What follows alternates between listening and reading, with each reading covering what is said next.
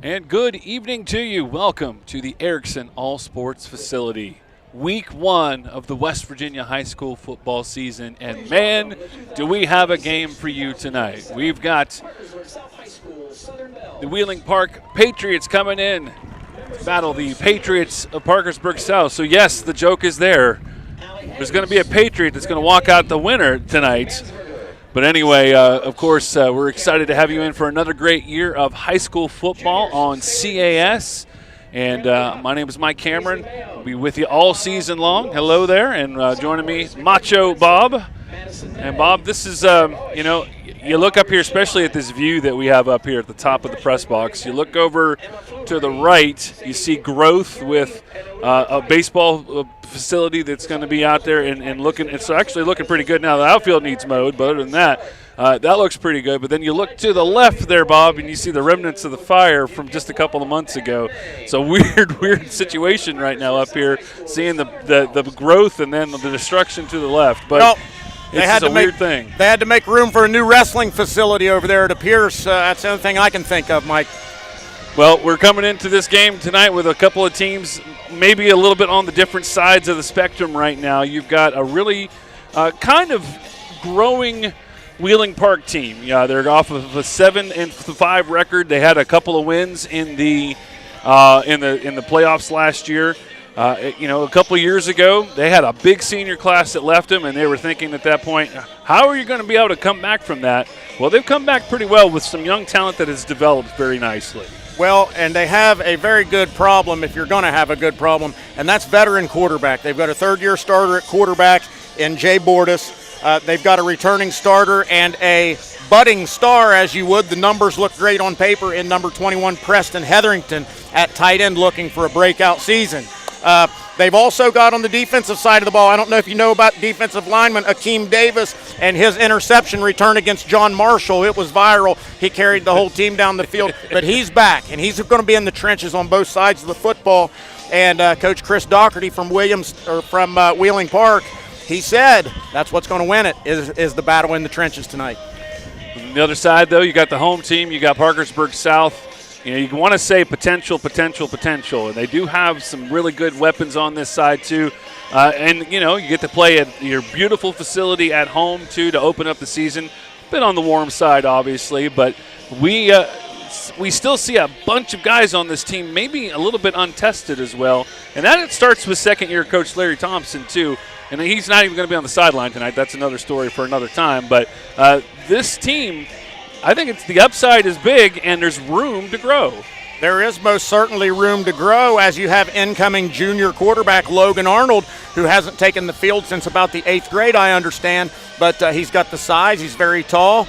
Offensive coordinator Zach Walls says he can spin it, and he's going to allow him to throw the football.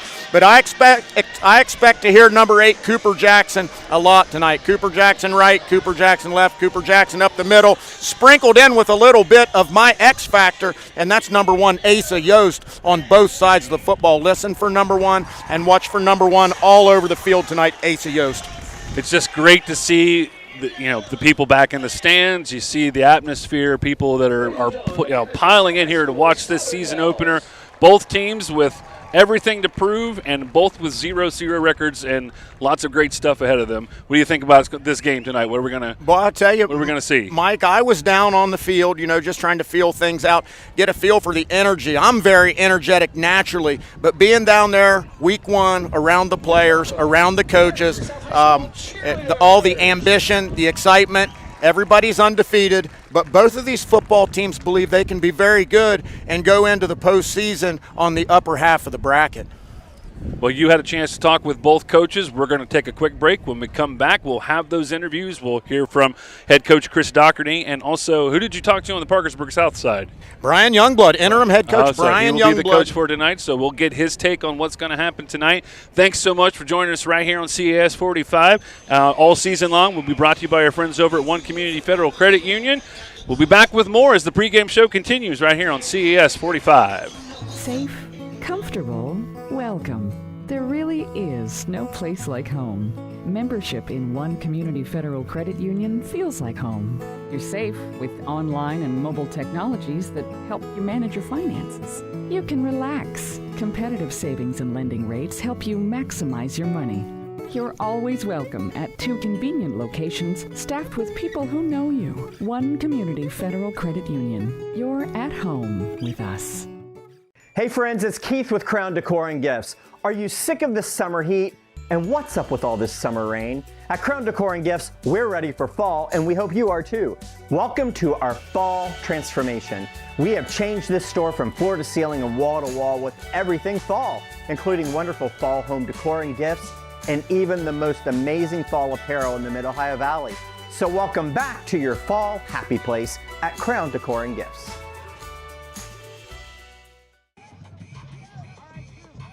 Welcome to Erickson All Sports Facility. I'm Macho Bob. I am joined now by Wheeling Park head coach Chris Doherty, 18-year veteran. Coach, does it get any more exciting than week 1 high school football? No, week 1 is where all the energy's at. You know, everybody's 0-0. We don't know who we really are. We don't know what we're going against. So there's that excitement, and you know, nothing better than high school football in that first game. Hey, one thing we do know, you've got a third-year starter at quarterback, and you've got some good receivers out there. We know Hetherington's out there at the tight end position. What's your running back? What's the backfield going to look like tonight, Coach? Yeah, Hunter Miller has kind of emerged right now, a senior, physical, strong, fast kid, but it's his first game at tailback, you know, so he gets a little bit better every day. As long as he continues to do that throughout the season, I think I'm happy with him. All right, Coach, how do you prepare your defense for some question marks coming in here against a South squad that's coming in with, I think they have their own questions at quarterback. So how do you prepare for what you don't know? It's difficult. You know, over the years, South's thrown the ball one year, ran the ball a little bit more one year. I think they're a team that always is going to take what you give them, right, and what their strength is. So it'll remain to be seen. I think we'll have to adapt as the game goes on.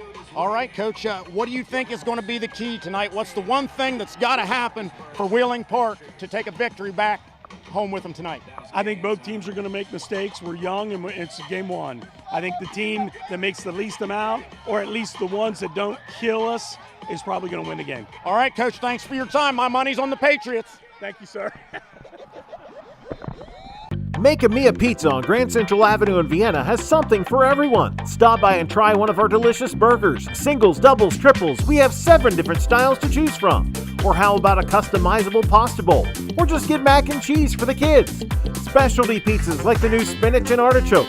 Or how about loaded mac and cheese with barbecue pork? During the month of August, get a great deal on a large 2-topping pizza or a large pepperoni pizza with cheese bread. Call or stop by today, and be sure to follow us on Facebook for the latest deals.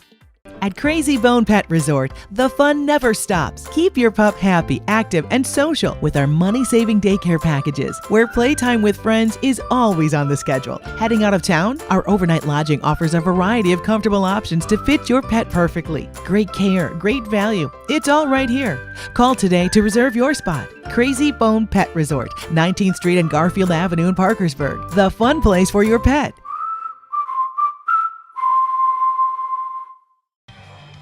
Welcome back to Week 1 pregame football coverage. Macho Bob again here, joined by interim head coach, Coach Youngblood. You're standing in for Coach for the head coach tonight, who's out for disciplinary reason, whatever that might be. How do you get your team prepared, keep them prepared, and bring them in here focused tonight? Game reps. Try to simulate the game as much as possible in practice. I mean, there's nothing like game reps. The game doesn't lie. Just fundamentals under pressure, fundamentals.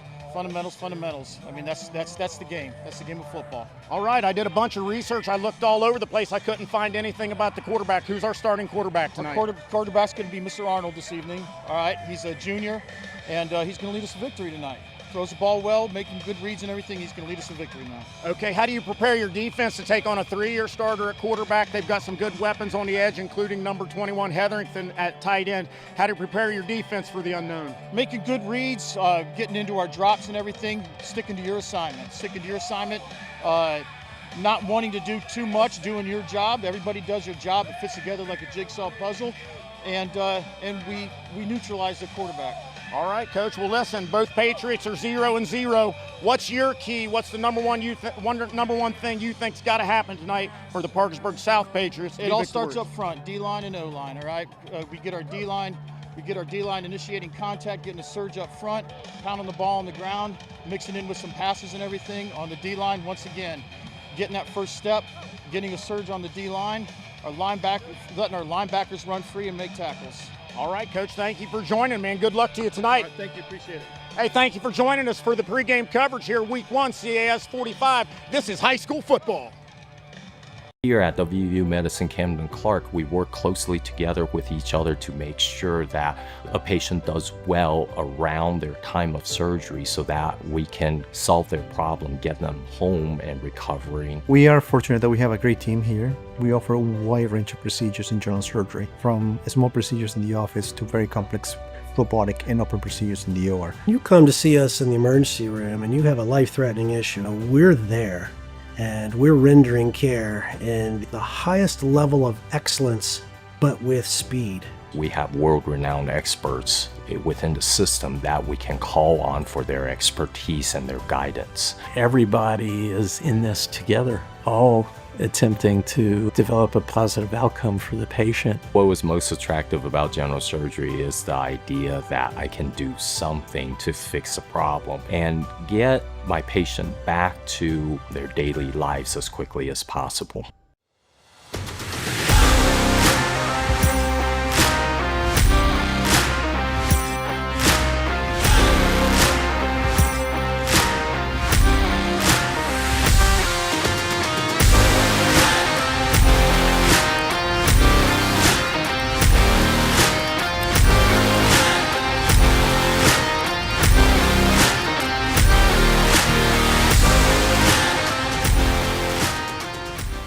Dave Hawkins here. It's that time of year again. Our annual Customer Appreciation Day is right around the corner, and we're ready to celebrate. Join us Saturday, August 29th from 9 a.m. to 7 p.m. for our biggest one-day sale of the year. Take 25% off every single item in stock. Plus, step outside into our parking lot for our big tent event. We'll have live music, free samples, t-shirts, and you can enter to win a $250 shopping spree. Mark your calendar for Saturday, August 29th. Mother Earth Foods, empowering healthy living since 1975. People often think real estate is just transactions, buying a house or putting one on the market, but it's so much more. It's knowing when to move forward, and that's where I come in. Real estate isn't just houses and property, it's life moving forward. If you're ready to buy, sell, or both, give me a call. Let's make your next move together. Welcome to Exit Riverbend Realty. Come sit at our table, give me a call. We just love taking care of all of your real estate needs. We have an office at each end of the bridge. See you soon. We appreciate you. When the job demands precision, don't settle for ordinary. At Fasteners and Supply in Mineral Wells, you'll find professional-grade products from Walter and Spyder, brands trusted by contractors, fabricators, and serious do-it-yourselfers. Whether you're cutting, drilling, grinding, or finishing, Walter and Spyder are built for performance, durability, and results that last. Stop by Fasteners and Supply and see the Walter and Spyder product line for yourself. Fasteners and Supply in Mineral Wells. Quality tools for quality work. And welcome back. And we are ready for some awesome football action here at the Erickson All Sports Facility. It's Patriots versus Patriots. And we're going to have a tremendous time. And it's Mike Cameron, Macho Bob here with you. And Macho Bob, this point of the year, this early part of the year, it's always a bit on the warm side. We're going to have a kickoff around 79 degrees. How much is that a factor to these players tonight? I don't think it is, given the fact they've been doing 2-a-days, 3-a-days. I don't know how many a days they do it now, but it's been hot all summer. There's been plenty of weather for them to get acclimated and conditioned. I don't think the weather will be a factor tonight. It actually feels pretty good up here on the rooftop.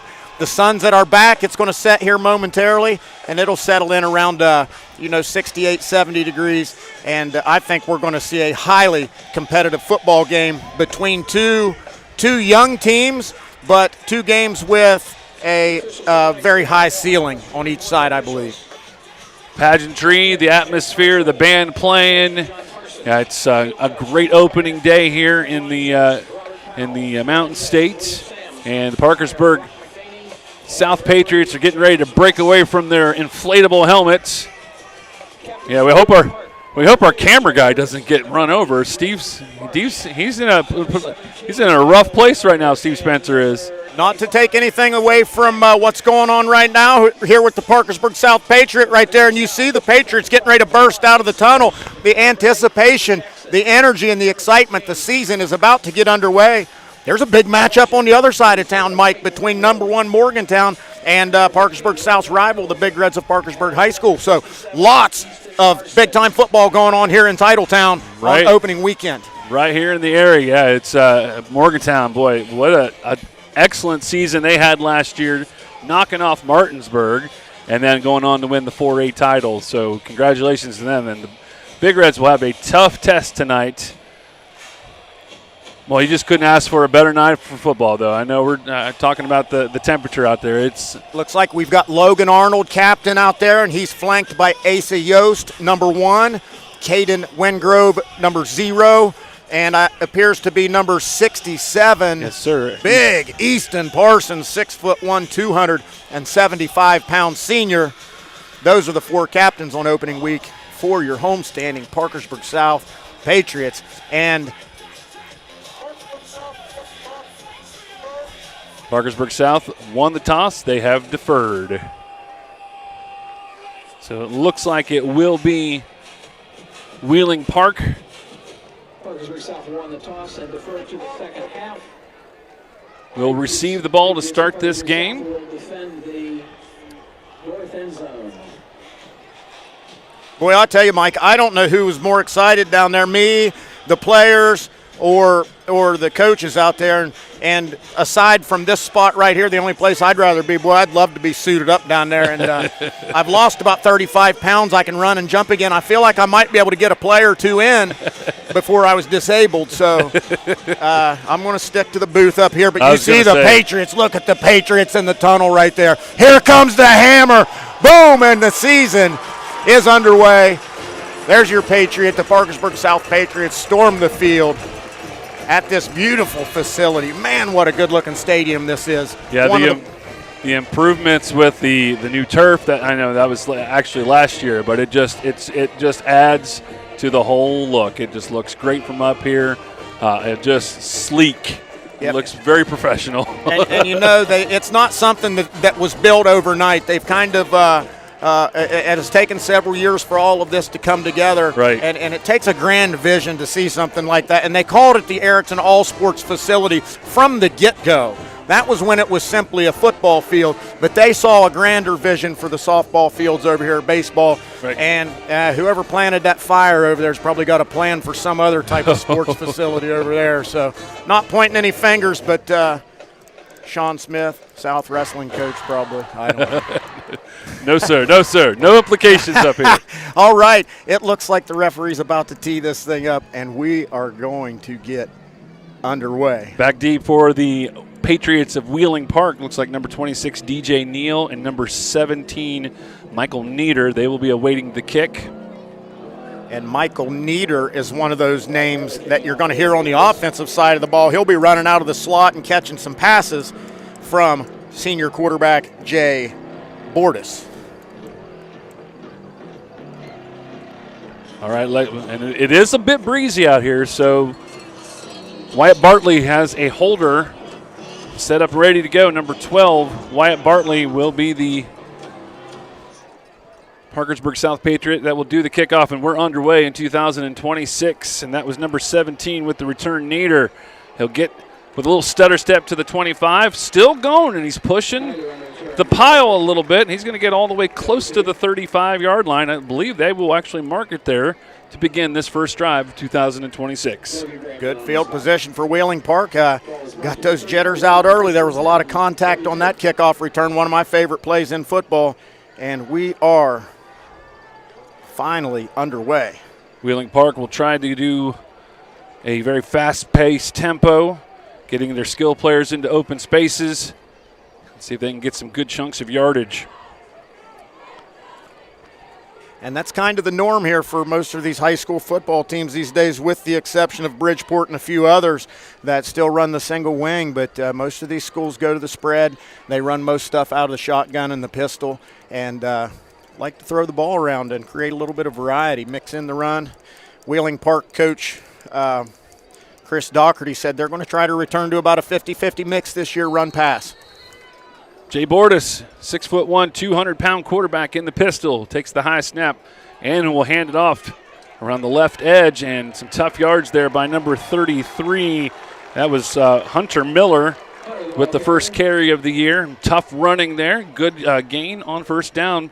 Mark it down to the 37-yard line. Second down and 7 for the Wheeling Park Patriots. I can't say Patriots by itself tonight because it's very confusing. Nope, and that was a good run there. I don't know who'd you say had that carry? Hunter Miller. He got that outside leverage once he turned it upfield, man. He leaned into it and got him a few extra yards. Good carry on first down. And it's Miller lining up behind Bordas. Bordas has to move out to his right, and he'll float the pass up.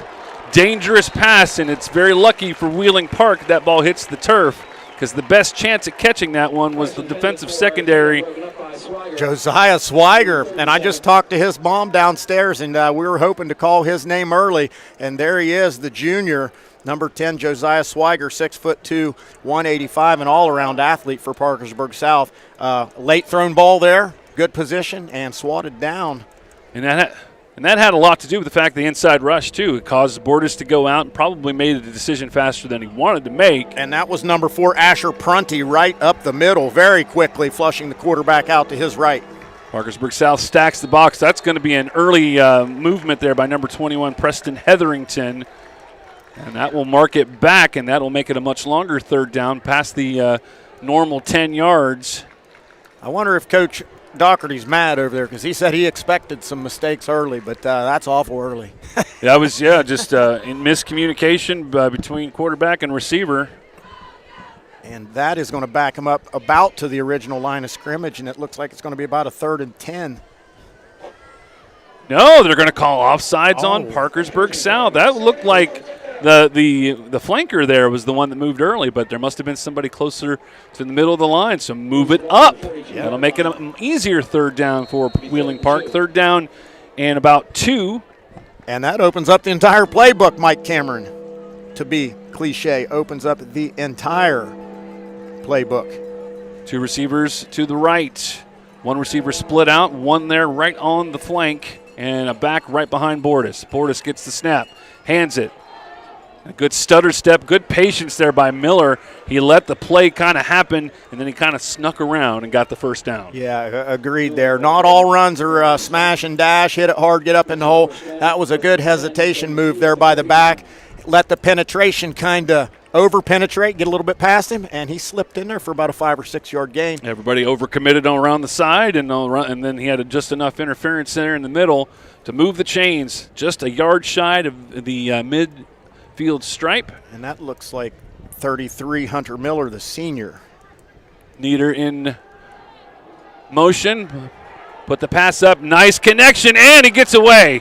That will be Tatum Justice. Now there is a flag down on the play, and that might be on, this one might actually be on Wheeling Park, because I think the receiver in motion moved up the field before the ball was snapped. Let's see what they say.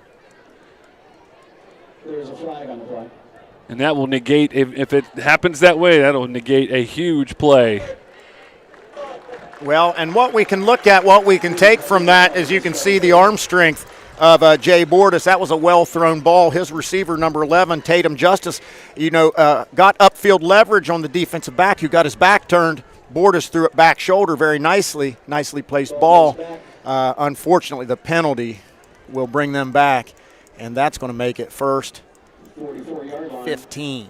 Yeah, and I guarantee it was called on the guy that was in motion, Nieder. He moved up the field before the ball was snapped on the complete other side of the field, and it negates an awesome play there by Wheeling Park. 1st and 15 at the 44-yard line. Again in that pistol formation, Bordas.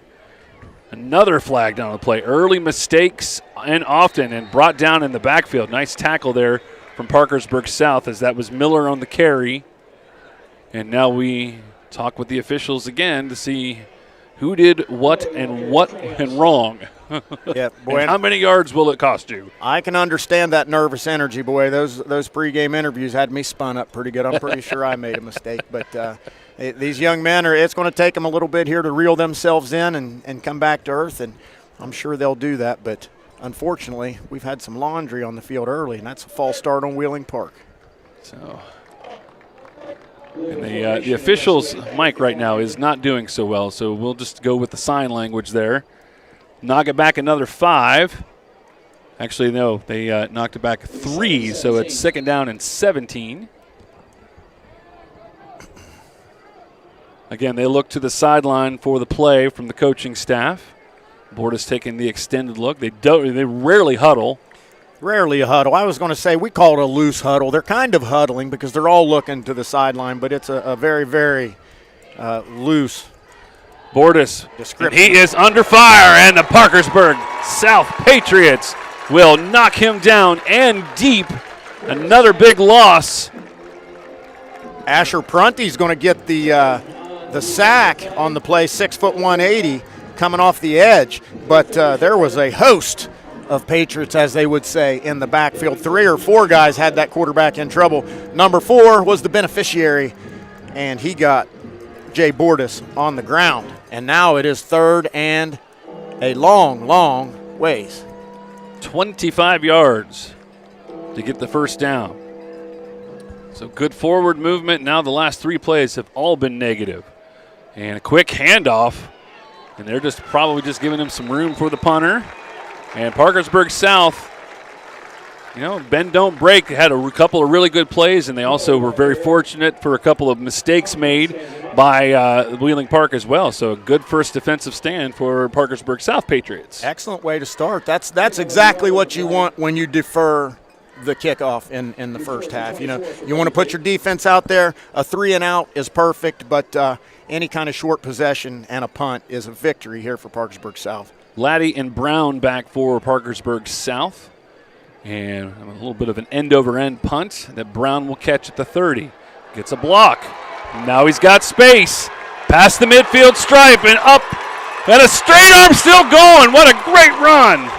Boy, I'll tell you what, Mike Cameron, that was well blocked by Parkersburg South, starting off with James Laddie back here taking on 2 Wheeling Park Patriots to spring his buddy down the sideline, and then just a wall of Patriots blocking off a wall of other colored team Patriots, and an excellent return to start it off for Jaquay Brown, the junior. He's a slot, and he'll be in there at running back as well, and he is quite the fine player back there, 5'9", 190. He showed it all there with the, he was elusive, and he showed some speed, and then at the end, nice stiff arm to get in a couple extra yards as well.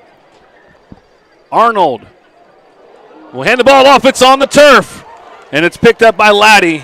Now he's just running for his life at this point. Now that will be a sizable loss on first down. That play was absolutely blown up from the get-go. It was like the little Tavon Austin shovel pitch to the front there.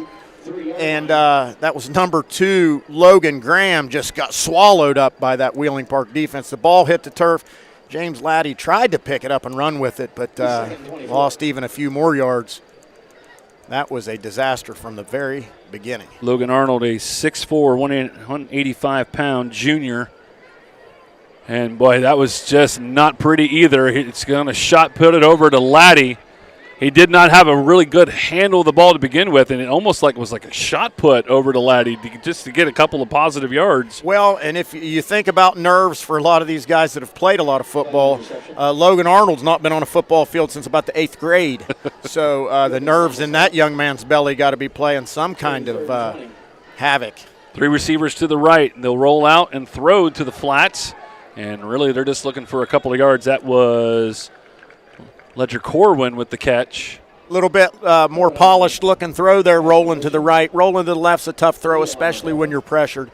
But they're going to try to find some short throws here to get Logan Arnold comfortable, because the Parkersburg South coaches tend to think that Wheeling Park can play a little bit soft on the short passes, maybe break one big. They're going to go for it on 4th down. If not, maybe they're just going to do one of those, see if they can draw Wheeling Park off. Now, if you are going to go, side. this is a good spot to go for it. You know, it's at 35-yard line. That's a very tough place to pooch kick from and keep it out of the end zone. So here we go. Arnold, deep draw back, and it's going to be a screen pass caught by Jackson, and he's got some space, and it's going to go! But there's going to be a block in the back right here. You see the flag just out there by the 30-yard line. It was at the beginning of the play. A South player coming back towards the line of scrimmage. Looked like he got someone with the head behind the shoulder, and that's just my guess. You see the play unfold, and you say, screen pass, and then it turned out to be a good pass, other than the fact that you get the penalty on the block, and that brings it all back. Yeah, I do apologize. I was wrong. It was not a block in the back. It was a hold. However, that will force the Parkersburg South Patriots to line up for a punt. A little bit of nerves early, Mike. I was going to say, I mean, it's maybe you get that really, really nice return, so now you're kind of playing with house money, but a couple of really, really poorly executed plays to begin that drive, and I think it was all nerves. I think you're correct. That ball goes straight up in the air, end over end, and it also takes a Wheeling Park bounce. Asa Yost kind of put a funny little rugby-type kick on it, heavily pressured, but he did get it off for a very short kick. So a lot to unpack from those first two possessions right there. A good start by Wheeling Park. Then they made some mistakes, and then Parkersburg South gets great field position on their first possession, and then a couple of poorly executed plays. They move backwards as well. So you could almost see the nerves by both of these teams. And I think nervous energy benefits defense more so than offense. You can kind of make a nervous energy being overly aggressive on defense and get away with a little bit. But on offense, not so much. Oh, he almost got in there and made the nice play, but Bordas gets away, and he connects with Liam Wetzel for a nice first down gain.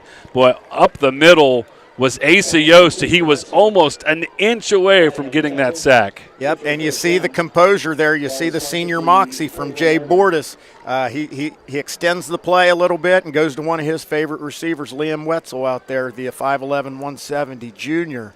Well played there by Jay Bordas. You can see the 3-year starter in him out there. He's taken plenty of snaps in his career.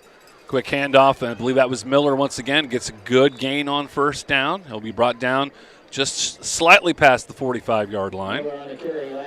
Yep, and it appears Hunter Miller is going to get the bulk of the carries here for Wheeling Park. They are a running back by committee type of offense here, but if number 3 is running downhill getting 5 yards a clip, you may as well ride him. Bordas takes a look at the Parkersburg South defense. Just one back right behind him. He'll hand that ball. Boy, good job once again. Who was it? Number 11. Laddie gets in there. Hello, Laddie. Yeah, James Laddie, he's coming off with a little limp right shoulder there. Looks like that right arm, he's shaking that out. But James Laddie slid up there to the line of scrimmage. Nobody blocked him, Mike. He just ran in and tackled the quarterback. Easy right in the middle of it all, and it'll be a loss on the play, 3rd down and 7. I apologize. He tackled the running back, not the quarterback. But he was in there quickly, James Laddie was. But he came off the sideline shaking that right arm, so let's hope he's okay. 4:18 left in a rapidly moving first quarter.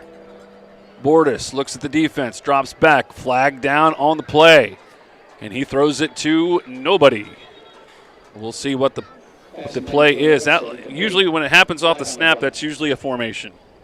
I'll tell you what he showed right there, Jay Bordas, though. That was a bullet, man. He showed some arm strength on that football. It was incomplete, but my goodness. And now he's also going up and taking a chat with one of his receivers saying, hey, you need to run that route right. Yeah, he delivered that ball with some authority like he expected someone there, so. They will decline the penalty. I think that's the right call. Make it 4th down. 7 yards for a first down, and it looks like Wheeling Park will bring their punt formation on to the field. Jacquay Brown will again go back deep. Looks like James Laddie's okay because he's jogging out. Didn't mean to talk over you there, Mike. straight up in the air. The punters are having a pretty tough day, too. Wow, that might and that will be a negative punt. That's one of the worst punts I've ever seen, Mike. Oh, my goodness. That literally, I mean, if we did a diagram, it is a straight vertical line. It went straight up in the air, and then when it landed, it went back 6 yards. I've hit some golf shots that react that way, Mike. I hate to admit it, but it's very true. Speaking of golf, hey, I'm 50. I'm a man. Shout out to Mike Gundy, old Oklahoma State, with the I'm 40, I'm a man. But I'm 50, I'm a man. I just turned 50, and speaking of 50, one of my best friends, Brent Bailey, turns 50 today, owner of Foreplay Golf Club on South Side. Inside handoff and good upward movement there. He'll get close to the 35-yard line, still trying to move that pile a little bit. So good positive gain on first down. 2 possessions for Parkersburg South. Great field position for both of them. Hey, Parkersburg South's got something going here. Very methodical drive. Arnold with the rollout, and he'll get it to number 2, Logan Graham, with a nice catch, and he'll waltz into the end zone for a touchdown. And those are the throws that Zach Walls thought that his quarterback could make. The shorter, the easier throws. And Logan Arnold, excellent concentration, focuses on the football, takes the tip, goes to the house, and the Parkersburg South Patriots are on the board. First points of 2026, and it was a pretty play and a very wonderful camera shot as well, by the way. Reese Chaddock with a nice camera angle right there. Extra point is good. Parkersburg South takes the lead 7-0. Let's take a quick break. When we come back, we'll have more high school football action. You're watching High School Football on CES 45, brought to you by One Community Federal Credit Union. Safe, comfortable, welcome. There really is no place like home. Membership in One Community Federal Credit Union feels like home. You're safe with online and mobile technologies that help you manage your finances. You can relax. Competitive savings and lending rates help you maximize your money.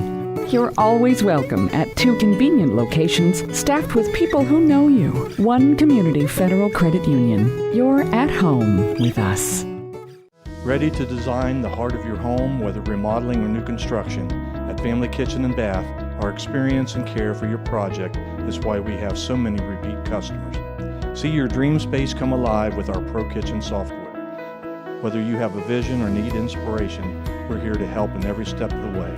Visit Family Kitchen and Bath in Parkersburg or Boaz and discover why homeowners have trusted us for over 20 years. Family Kitchen and Bath, where customers are family. And welcome back. We knew a Patriot was going to score first, but we thought it might be the Wheeling Park Patriots. But Parkersburg South aided with 2 really good starts to their possessions. Nice play there. Good touchdown pass. Good way to get some of those anxiety that's going through Logan Arden right now. It's a good way to get that off there, to get that first touchdown pass of his career. And I talked to the Parkersburg South head coach, Larry Thompson, today, midday. He took a phone call. And as much as I hate to say that Wheeling Park is kind of the favorite on paper based on last year's record, what they had coming back, he seemed to think they're the favorite to win this game, Larry Thompson did. And that drive right there shows you that they're very capable.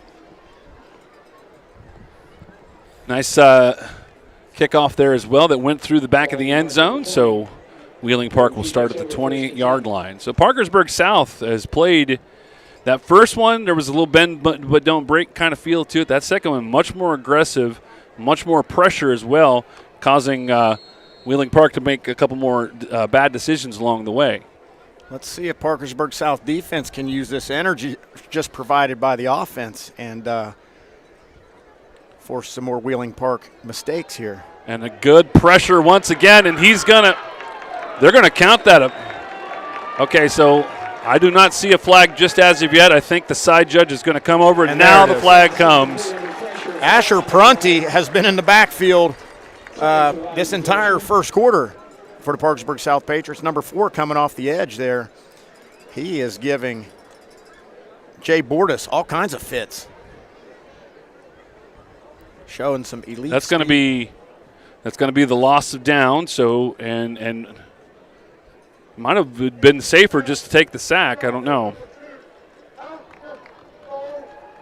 Lost the down and half the distance, so that very costly play by Bordas. And another situation now where Wheeling Park deep in their own territory.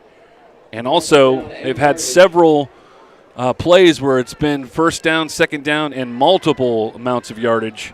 And this is a you just second down and 15 or 25, excuse me. Yeah, they've got to be negative production here on the offensive side for Wheeling Park so far. Fake the handoff. Bordas tries to get away, and he does get a couple of yards, a little bit of an escape. And somebody came in and put a big lick on him. Some excitement there and some energy on the Parkersburg South side of football. Wheeling Park is on the back pedal.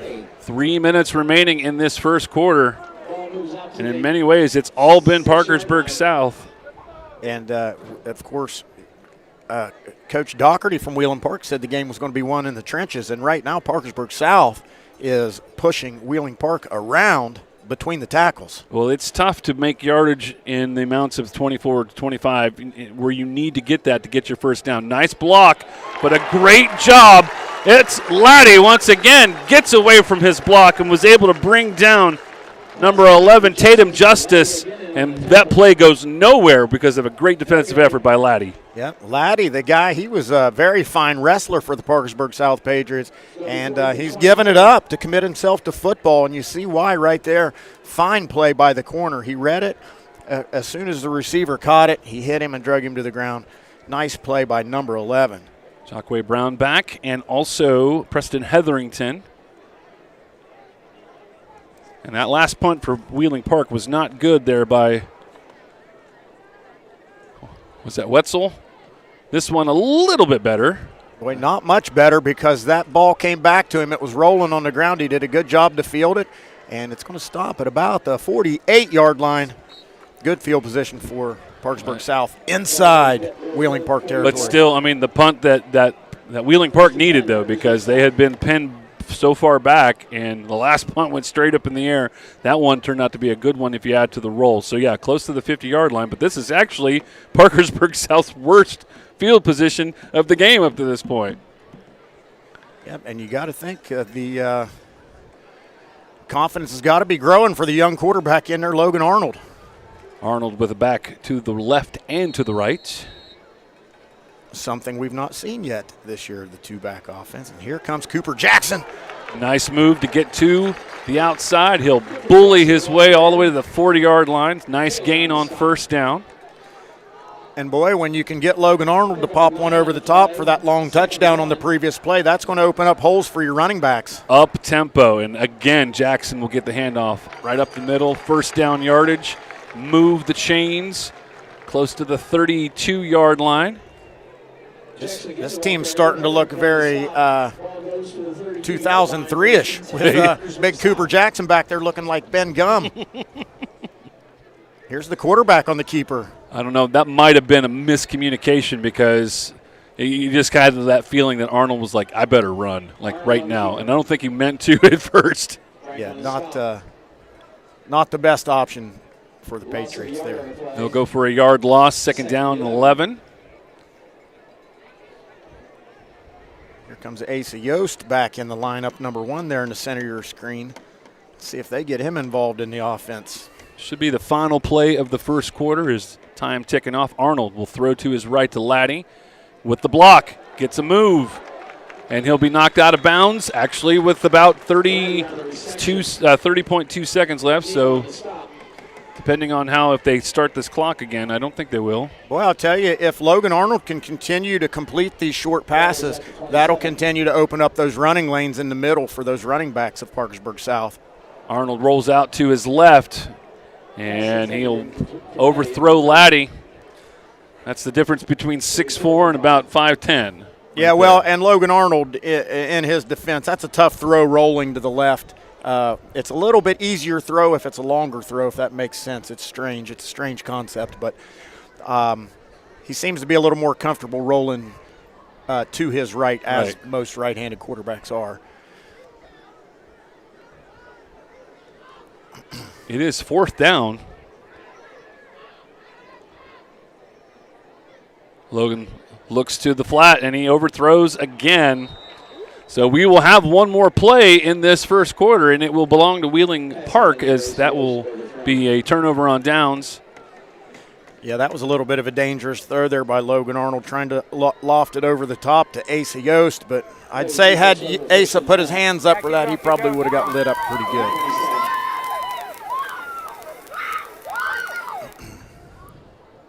All right, while we've got a moment again, I was trying to wish a happy birthday to my friend Brent Bailey over there at Foreplay Golf Club. 50 years old, man. I can't believe we've made it. I turned 50 the other day. He's 50. Oh, I'm 50. I'm a man. Yeah. But I'll tell you what a blessing this is to sit up here and call this football game with you, Mike.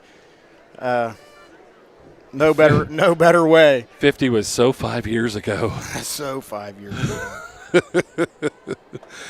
I remember that was a fun day.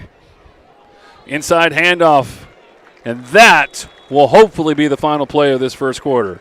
We've been saying that for the last 4 offensive plays, and it will be the final play as the final seconds tick off.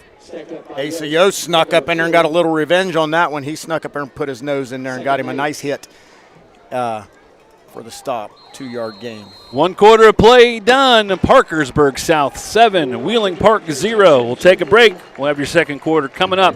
We're watching high school football on CAS 45. The right answers right now. Dunbar and Fowler, the injury attorneys. When you've had a serious injury, you need legal advice immediately.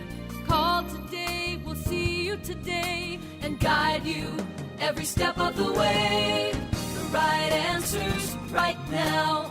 Dunbar and Fowler, the injury attorneys.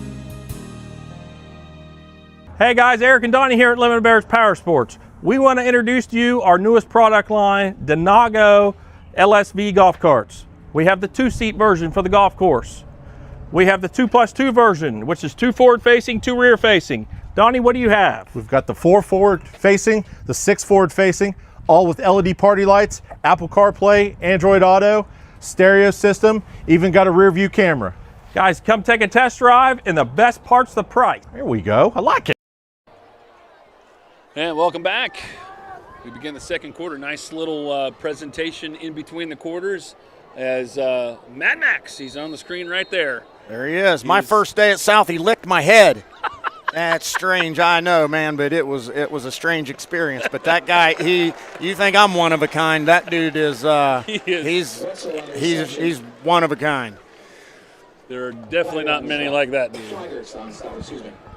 That pass was completed to Liam Wetzel and close to a first down. Good tackle there right at the end to prevent that. 3rd down and 1. Bordas, quick snap, handoff to Miller. He'll get the first down, and he's still rolling to the 45-yard line.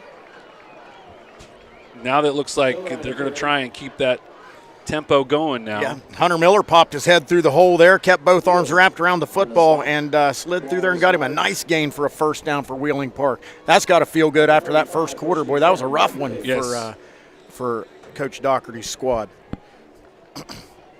1 receiver to the right, 2 to the left. Miller in the backfield, Bordas in the pistol. Quick handoff to Miller, and he'll be brought down. Little gain there. Asa Yost, backside pursuit. He's all over the field. Helmet popped off. He's going to have to come out for a play.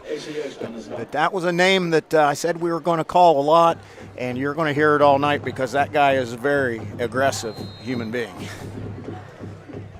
2nd down and around 7. Mark it at the 48-yard line. 2nd and 7.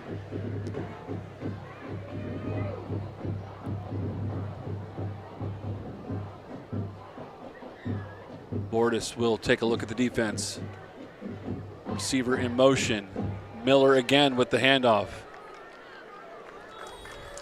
He'll get to just past midfield with another decent gain, and that'll set up a manageable 3rd down. 3rd down and about 4 for the Wheeling Park Patriots. Yep, and they've been pretty steady with handing that football to number 33 between the tackles. You got to think at some point in time he's going to pull one out and look for something over the top here. Little play action seam route maybe to number 21 or, something a slant from the outside. So let's see what Bordas does here on 3rd and 4. Puts a receiver in motion. Over the middle, nicely done. Good little pitch and catch to Hetherington, who had just enough space to get past the secondary, gets the first down, and much more as well. Mark it down all the way to the 32-yard line and move the chains for the Wheeling Park Patriots. Yep, and anytime you've got a 3rd and manageable like that, when you can run a fake handoff right there, that's going to draw the linebackers up a little bit. You hit your tight end right over top of the linebackers in front of the safety. Easy first down there. Nice catch by 21, by the way. Bordas looking a little bit more confident, but a nice job once again, Asa Yost. Party for one. Yeah, and he got up out of there telling him about it too. Lots of energy and enthusiasm on this Parkersburg South squad. A little bit of attitude that's maybe been missing for a few years. They're going to defend their home turf in here tonight. Looking good early for the home team. Same formation. They've had those 2 receivers to the left pretty much this whole possession. Miller still in the backfield behind Bordas. Bordas fakes the handoff. This time he gets away. Down the field, and the receiver was wide open. Touchdown, Wheeling Park. A blown coverage right there. Yeah, definitely a busted coverage, but excellent job by Bordas to extend the play. Stay behind the line of scrimmage and just loft a beautiful pass to the 3-yard line, and he goes in untouched. Nicely done there for Wheeling Park. And they are a point away from tying up. I didn't see where he slid out of there from, but that deep third was vacated by the Parkersburg South defense. High snap, but it did not affect the kick. It's good. And both teams tied at 7. Let's take a break. When we come back, more action in this second quarter. Wheeling Park and Parkersburg South tied at 7. More on CES 45, brought to you by One Community Federal Credit Union. Hi, I'm Erica Bailey with Premier Dental Group, and we're just really excited to continue to serve this community and provide great dental care for all of the families here. Reliable internet services are critical for our business to run smoothly every day, and that's why we chose CAS Cable. Not only do I use CAS Cable for my business, I also use it for my personal residence. I would recommend CAS Cable to any local business. They are super reliable, they're knowledgeable, and they're always willing to help us out if needed. Are you ready to smile with confidence? Look no further than Premier Dental Group. We're here to make your dental experience comfortable, convenient, and truly exceptional. From routine checkups to advanced cosmetic procedures, we offer a full range of comprehensive dental services. You can trust that your smile is in expert hands. Premier Dental Group, where your smile comes first.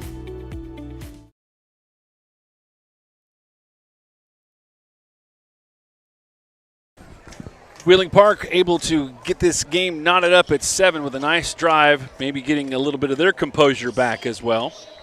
Yep, let those nerves pass the system, and we've got ourselves a competitive football game.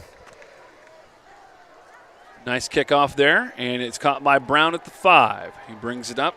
Already a flag down the play. Brown gets away, and he'll get some extra yardage. Out of bounds at the 32. Let's see what the officials have to say about it.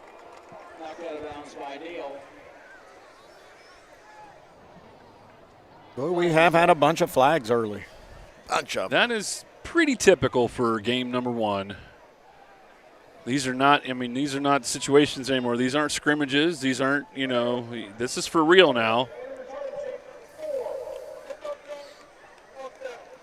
So Parkersburg South will be the one assessed with that penalty, knock back some of that yardage gained.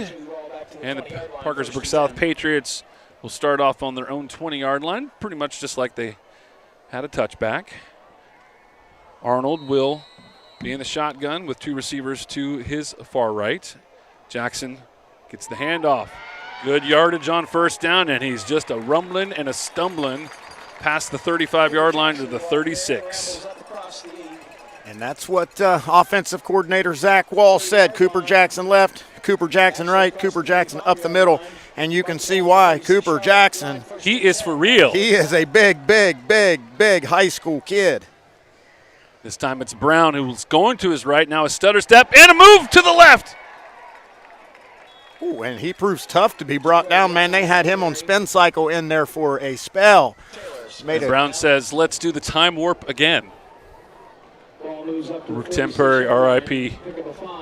And I tell you, I'm just keeping an eye on this young quarterback, number 15, Logan Arnold. You can see his body language, his confidence just continues to grow. He's very confident and in charge of that offense right now. I think that snap was so fast, nobody knew it actually happened other than the center and Arnold there. He got back. Nobody moved. Arnold had the ball in his hand, and nobody had moved yet.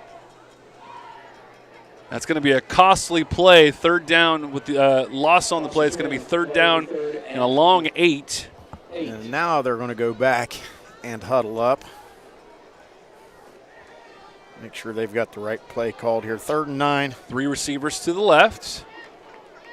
Jackson in the backfield with Arnold. Roll out to his left. And that was throwing into triple coverage. He's still got a hand on the ball, but it was still a dangerous pass. Yeah, it was not a good decision. Let's just say that. Let's just say not a good decision by the first-year starter, Logan Arnold. If he snatches that ball out of the air, we don't even say that, but it was still a very tough decision thrown into that triple coverage. So a quick 3 and out for Parkersburg South. Let's just say he had a lot of faith in his receiver. Yes.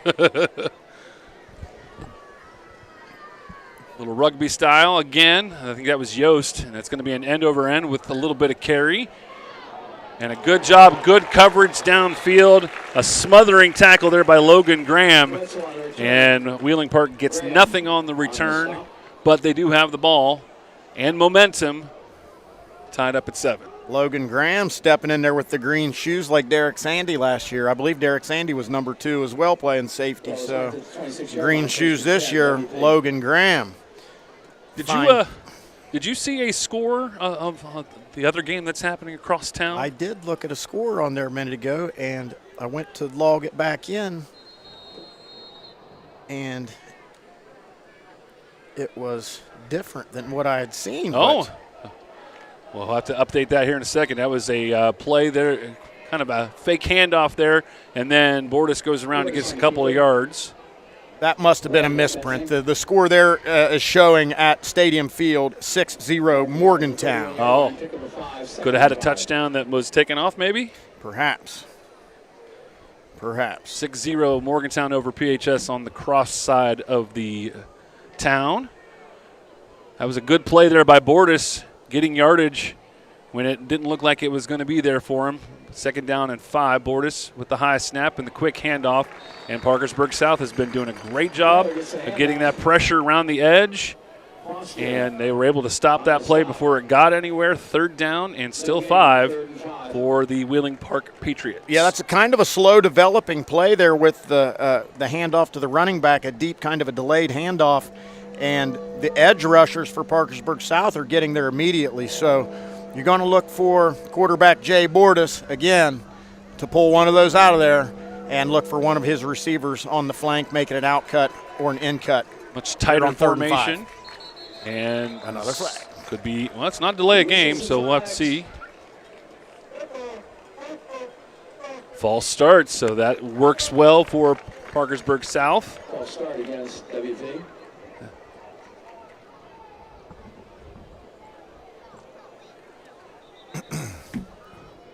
Yeah, boy, these officials, man, they might need some Tommy John surgery or rotator cuff attention after throwing all these flags.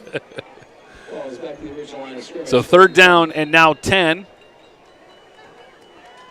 6 minutes left in this first half, all tied up at 7. Bordas, 3rd down and 10. Drops back, looks down the field, puts it up in the air, makes the connection. It's going to be a 1st down and extra yardage as Hetherington gets away. And he's brought down way downfield. A big, huge play for Wheeling Park. It flips the field. Again, that's the one guy you got to look out for, especially on 3rd and 4, 3rd and 5. Anytime they're going to run a play action pass, you have got to double bracket. You got to have a safety over top of number 21, Preston Hetherington, showing you why he is a big-time prospect. He just had a step, and that's all he needed. Good connection. It wasn't even like a real fired-in pass. It was a lot of touch on that pass. Hetherington did the rest. First down, just outside of the red zone. Fake the handoff, throws to the left. That is Hetherington once again. Stiff arm, but Laddie says nope. Well, I'll tell you what, for a small guy there, James Laddie, showing that he puts in his work in the weight room. He sent Mr. Hetherington tumbling. I think he was trash talking Kerry Patrick over there. We don't have to go talk with him about that. I have noticed these South Patriots are they're talking a little bit. They're chattering a little bit after each play. So timeout on the field. Parkersburg South will be the one that called that timeout. And again, here's one of those situations where Wheeling Park's driving. Can this Parkersburg South defense bow their back here, closing in on 5 minutes here in the second quarter in a highly tightly contested game, 7-7. You can see one of the Parkersburg South coaches in there. I love the new South logo on the side of the helmet, the cursive South. I believe that's new. I've not seen that before. I think they have the cursive South on one side, and on the other side they've got the Patriot, Pat the Patriot, like the old all right Patriot, New England Patriot ones. Very well done on the uniform selection for Parkersburg South. And you got to think Wheeling Park's starting to feel a little bit better about themselves as they drive down here with the chance to take the lead after that first quarter. Boy, I'll tell you, who'd have thunk it? And again, they've been having to battle some of their own mistakes. They've having to battle some great outside rush by Parkersburg South as well. But they have made enough of the bigger plays, and now they are knocking on the door to take the lead. Bordas with a receiver in motion. And another one of those flip plays like you called before. There might have been I think there's going to be a hold on number 70. Touchdown is called. Let's see if it stands.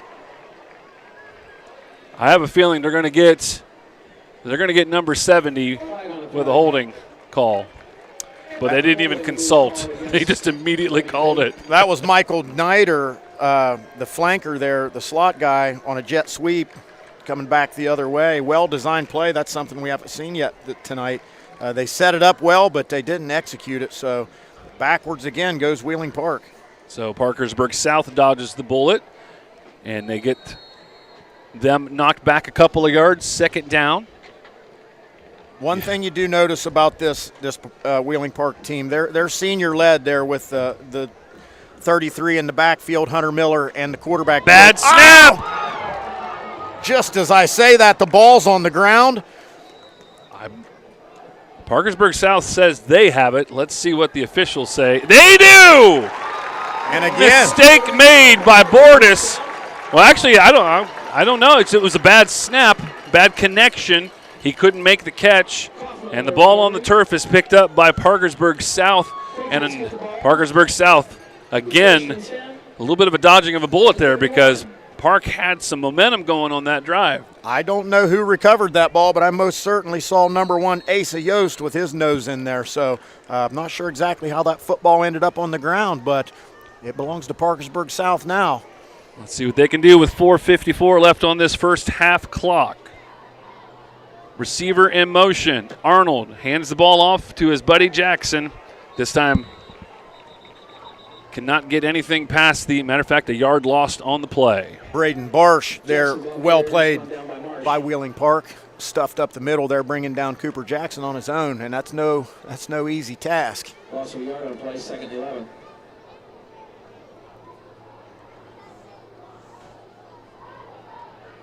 So Parkersburg South has employed the system with 4 coaches wearing different colored shirts. Arnold throws to the flats.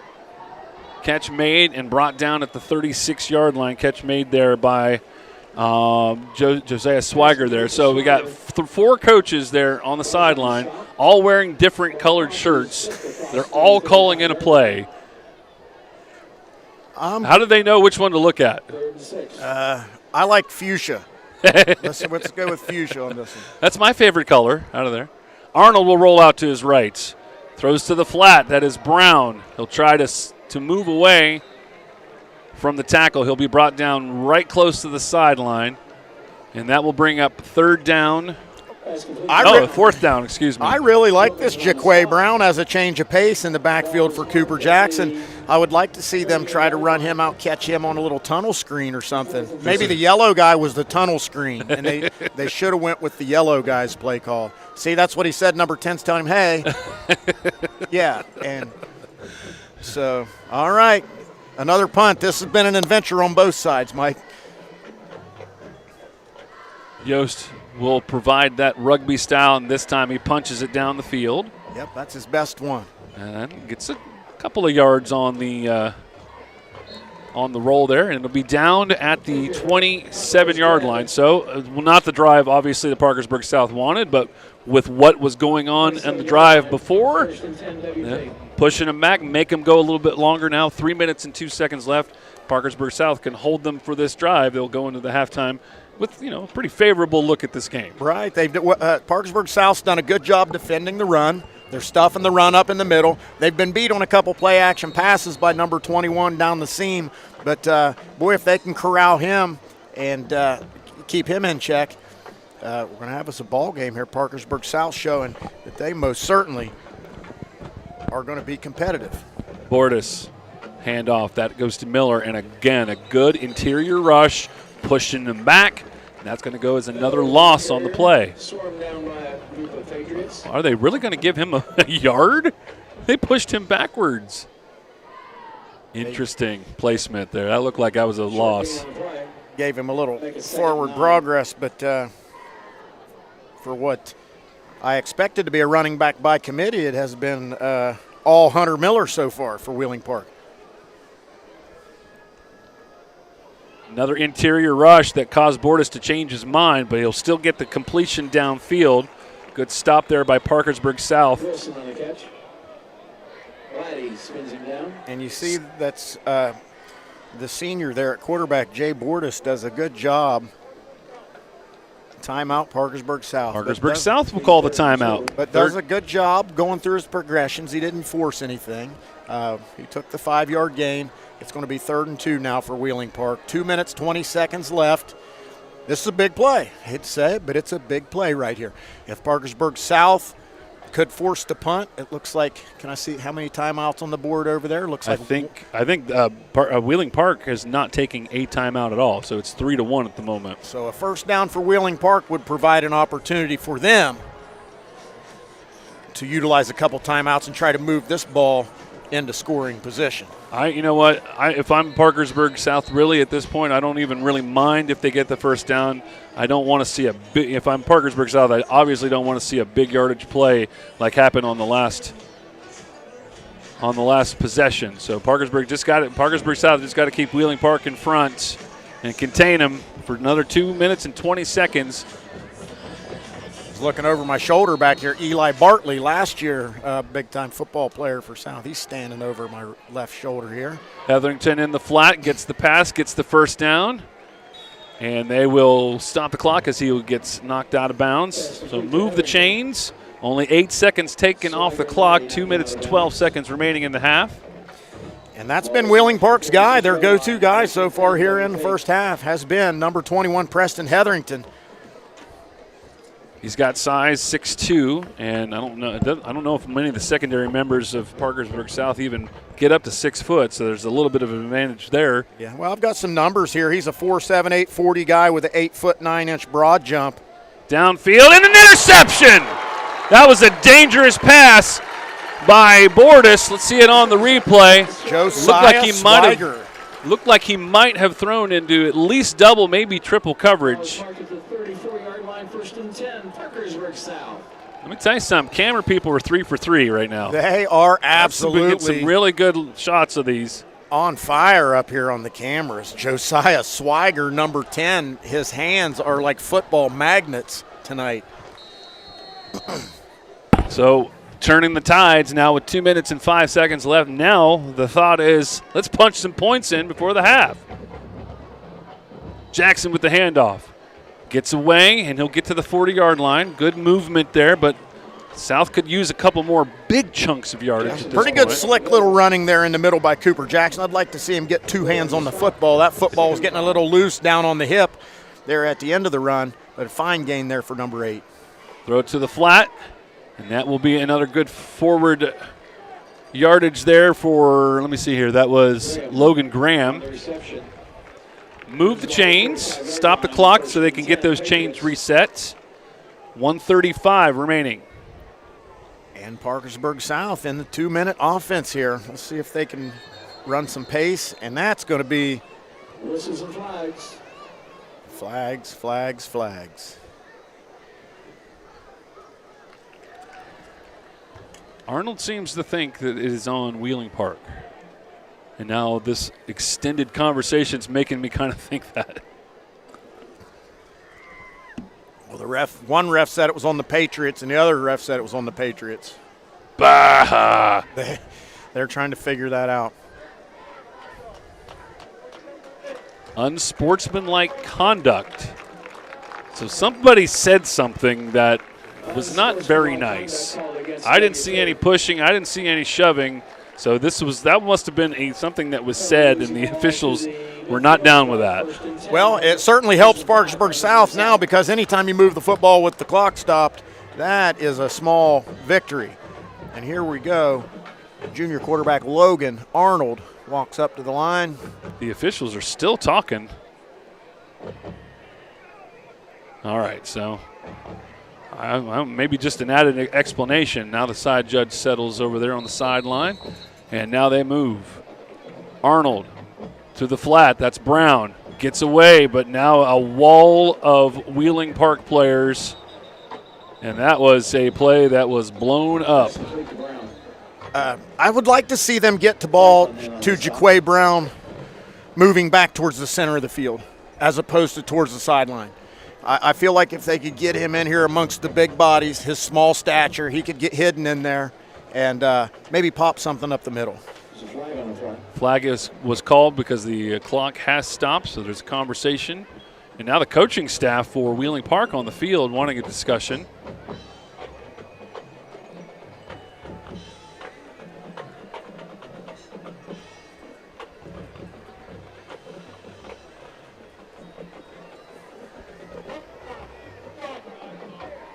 Flag was on Parkersburg South, so that will move the play backwards all the way back to their own 40-yard line. So first, I think it's still first down, but now 15.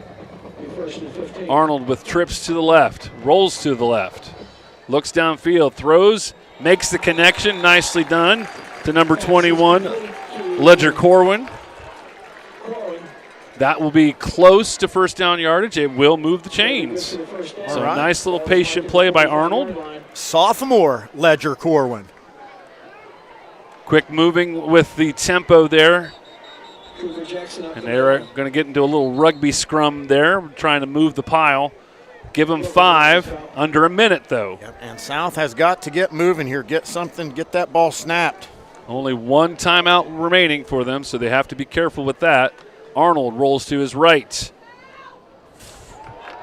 And that connection made to number 81, Titan Barala. And that's going to be enough for the first down. It looks like it looks like they're going to give him forward progress. Nice catch there by Titan Barawa. Nice name there, another sophomore. Logan now again rolling out this time to the right. Now he's just going to and he fumbles. It's on the floor. And it looks like South has gotten back on it. Cooper Jackson. So that will stop the presses there. Now you got to take your third and final timeout if you're Parkersburg South. That's exactly what they did. 22 seconds left. And that's a little bit of that, I want to say, first-time starter mistake there for Logan Arnold. Kind of got into some traffic there, carrying the ball loose. Should have had that thing tucked up in the breadbasket, but fortunately, his buddy Cooper Jackson, tenacious, and determined, and got the football back for the South Patriots. So South has Second down and 12 staring at them, but that really right now is not really all that important because with 22 seconds left, they're not going to be able to run a whole lot of plays anyway. I saw their kicker warm up during the pregame, and I think you need to at least have it on the 25 if you have any shot of getting points. So they're going to have to get some yardage and find a way to stop the clock. If that is, an option that they're looking at.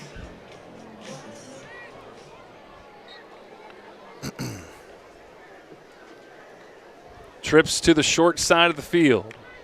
Second down and 12, 22 seconds left. Arnold awaits the shotgun snap here.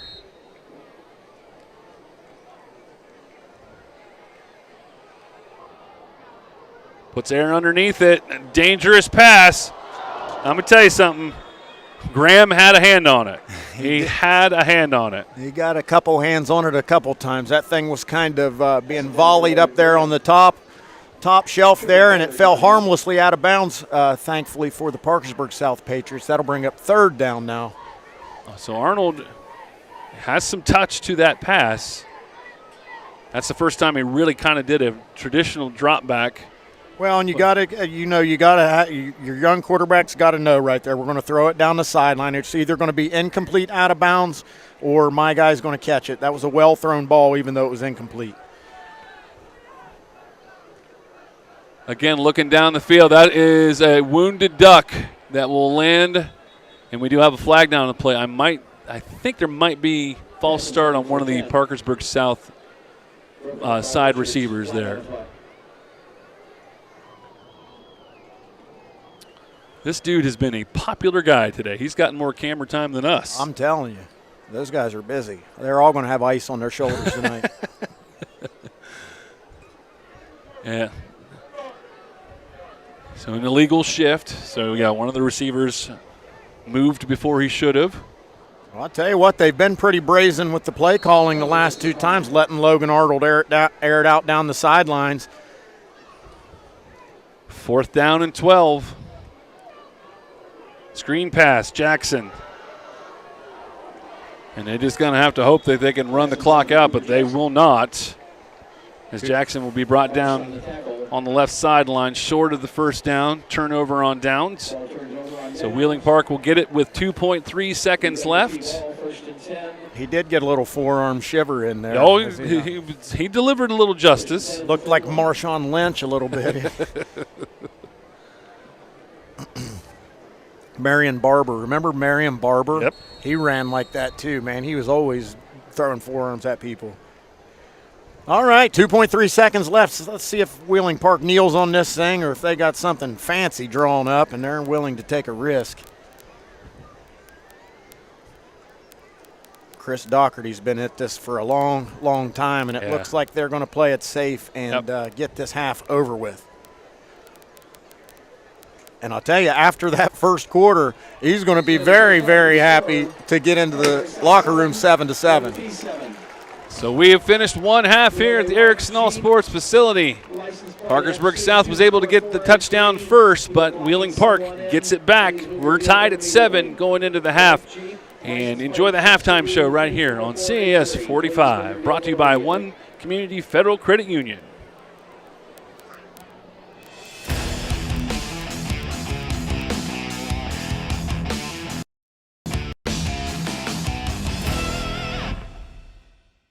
Are you hiding your smile? You don't have to anymore. At Bowling & Dunn, we make healthy, confident smiles easy with gentle care, priority appointments, and flexible payment options. From routine cleanings to complete smile makeovers, our team of highly skilled dentists bring nearly 100 years of combined experience to provide exceptional care for every generation of your family. Stop hiding. Start smiling. Call Bowling & Dunn Family Dentistry today. Looking for something special without paying specialty prices? Stop by Carl's Pawn Shop. From stunning gold and diamond jewelry to quality acoustic and electric guitars ready to rock, and a wide selection of firearms and accessories with knowledgeable, friendly service you can trust. Whether you're buying, selling, or trading, Carl's makes it easy and affordable. Carl's Pawn Shop, new deals every day. Stop in and see what treasures you'll find, with 2 locations to serve you. Carl's Pawn Shop. Dave Hawkins here. It's that time of year again. Our annual Customer Appreciation Day is right around the corner, and we're ready to celebrate. Join us Saturday, August 29th from 9 a.m. to 7 p.m. for our biggest one-day sale of the year. Take 25% off every single item in stock. Plus, step outside into our parking lot for our big tent event. We'll have live music, free samples, t-shirts, and you can enter to win a $250 shopping spree. Mark your calendar for Saturday, August 29th. Mother Earth Foods, empowering healthy living since 1975. The right answers right now. Dunbar and Fowler, the injury attorneys. When you've had a serious injury, you need legal advice immediately.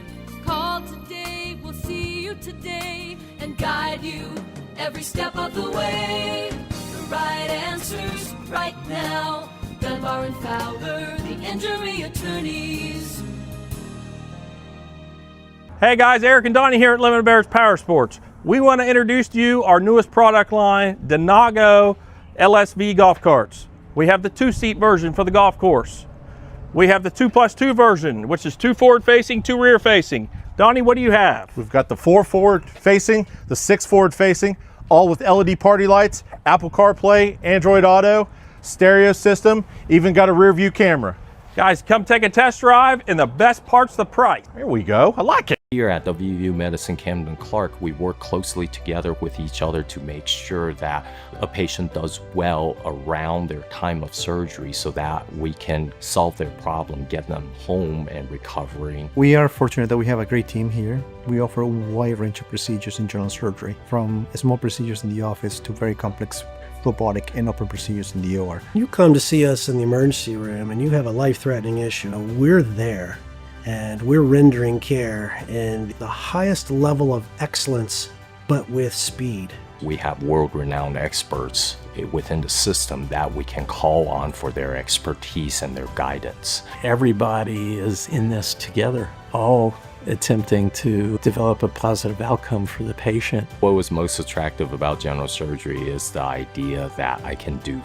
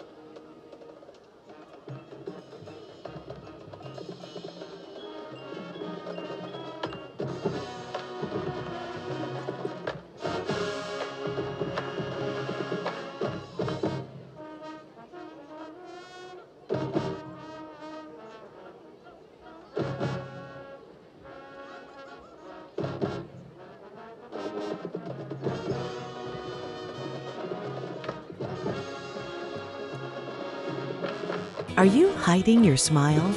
You don't have to anymore. At Bowling & Dunn, we make healthy, confident smiles easy with gentle care, priority appointments, and flexible payment options.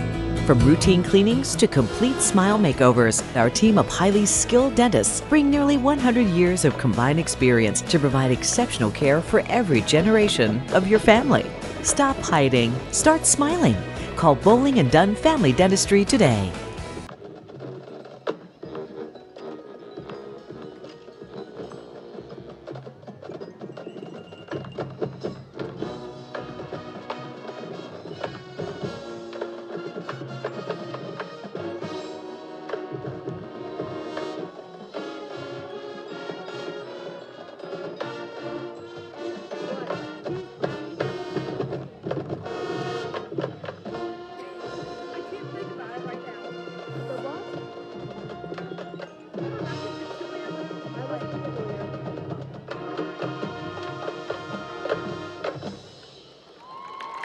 I watched it though, from the sidelines.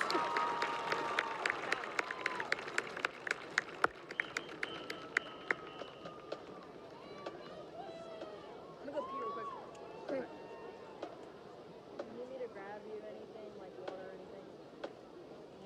No. Coke Zero. Gotcha. Looking for something special without paying specialty prices? Stop by Carl's Pawn Shop. From stunning gold and diamond jewelry to quality acoustic and electric guitars ready to rock, and a wide selection of firearms and accessories with knowledgeable, friendly service you can trust. Whether you're buying, selling, or trading, Carl's makes it easy and affordable. Carl's Pawn Shop, new deals every day. Stop in and see what treasures you'll find, with 2 locations to serve you. Carl's Pawn Shop. Dave Hawkins here. It's that time of year again. Our annual Customer Appreciation Day is right around the corner, and we're ready to celebrate. Join us Saturday, August 29th from 9 a.m. to 7 p.m. for our biggest one-day sale of the year. Take 25% off every single item in stock.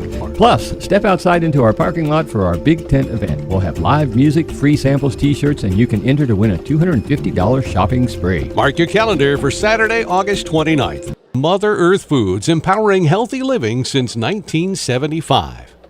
The right answers right now. Dunbar and Fowler, the injury attorneys. When you've had a serious injury, you need legal advice immediately. Call today, we'll see you today and guide you every step of the way. The right answers right now. Dunbar and Fowler, the injury attorneys. Hey guys, Eric and Donnie here at Lemon Bears Power Sports. We want to introduce to you our newest product line, Denago LSV golf carts. We have the 2-seat version for the golf course. We have the 2+2 version, which is 2 forward facing, 2 rear facing. Donnie, what do you have? We've got the 4 forward facing, the 6 forward facing, all with LED party lights, Apple CarPlay, Android Auto, stereo system, even got a rear view camera. Guys, come take a test drive, and the best part's the price. There we go, I like it. Here at WVU Medicine Camden Clark, we work closely together with each other to make sure that a patient does well around their time of surgery so that we can solve their problem, get them home and recovering. We are fortunate that we have a great team here. We offer a wide range of procedures in general surgery, from small procedures in the office to very complex robotic and open procedures in the OR. You come to see us in the emergency room and you have a life-threatening issue. We're there and we're rendering care in the highest level of excellence, but with speed. We have world-renowned experts within the system that we can call on for their expertise and their guidance. Everybody is in this together, all attempting to develop a positive outcome for the patient. What was most attractive about general surgery is the idea that I can do something to fix a problem and get my patient back to their daily lives as quickly as possible.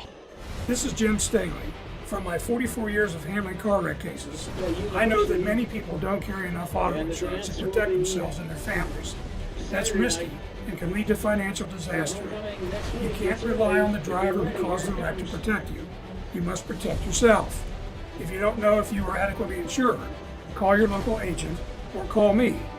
I'll review your policy for free and share my thoughts and experience.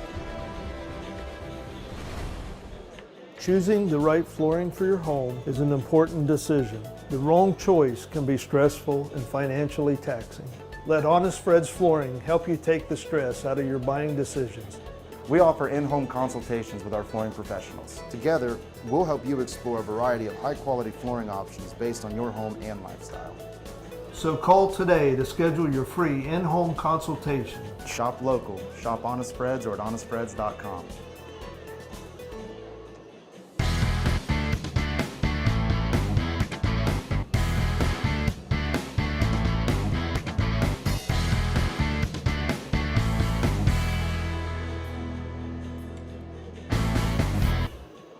When it comes to serving our community, I think it's building the relationships with the customers that we have, but also with the vendors who we work with every single day. It's a wonderful opportunity to be able to serve this community with what we do. When it comes to a business like ours, we have to keep our machine rolling. So it's very, very important for us to have reliable internet service. And with CAS, I will tell you right now, we've not had any issues, and that's the reason we switched. We had to switch to a reliable company, and we have found that over the past many years with CAS. Hey friends, it's Keith with Crown Decor and Gifts. Are you sick of this summer heat? And what's up with all this summer rain? At Crown Decor and Gifts, we're ready for fall, and we hope you are too. Welcome to our fall transformation. We have changed this store from floor to ceiling and wall to wall with everything fall, including wonderful fall home decor and gifts, and even the most amazing fall apparel in the Mid-Ohio Valley. So welcome back to your fall happy place at Crown Decor and Gifts. At Cox Family Pharmacy, we've built our reputation by taking exceptional care of our patients. Our team takes the time to get to know you and your family so you can get the help and service that you deserve. Thank you for making us your pharmacy for over 17 years. Cox Family Pharmacy, we're trusted. Our number one focus at Mattress Max is making sure you feel welcome and comfortable in our gallery. After 2 decades of guiding our customers, what we know is that total relaxation is the key to understanding your needs. There's no sale that's going to expire. There's no pressure to buy. Our core mission has always been customer education. For mattress education with an expert, visit our clean, friendly mattress store. If it doesn't say Max, you're not at the right mattress store. Auto glass breaks, and that's not cool. What is cool? Murray's Glass is still a locally owned family business that is dedicated to quality work and great customer service. So Murray's is still fixing glass, and Dennis, well, he's still rocking. Call Murray's today. Check engine light on? Car running sluggish? These are signs of a failing transmission. At Lee Miles, we'll road test your vehicle, check fluids and leaks, and run an initial diagnostic scan, all for free. So get to Lee Miles and let us put the light out. iTech is your total technology solutions provider, managing the services that keep your business running. Whether it's cybersecurity, network support, web hosting, or cloud backup, our IT professionals empower your business with innovative solutions that drive success. Call us today or visit itechwv.com and see the difference we can make for your business. For over 20 years, we've helped produce it, manage it, and protect it. iTech, solutions for your success. Safe, comfortable, welcome. There really is no place like home. Membership in one community federal credit union feels like home. You're safe with online and mobile technologies that help you manage your finances. You can relax. Competitive savings and lending rates help you maximize your money. You're always welcome at 2 convenient locations staffed with people who know you. One community federal credit union. You're at home with us. When the job demands precision, don't settle for ordinary. At Fasteners and Supply and Mineral Wells, you'll find professional-grade products from Walter and Spyder, brands trusted by contractors, fabricators, and serious do-it-yourselfers. Whether you're cutting, drilling, grinding, or finishing, Walter and Spyder are built for performance, durability, and results that last. Stop by Fasteners and Supply and see the Walter and Spyder product line for yourself. Fasteners and Supply and Mineral Wells, quality tools for quality work.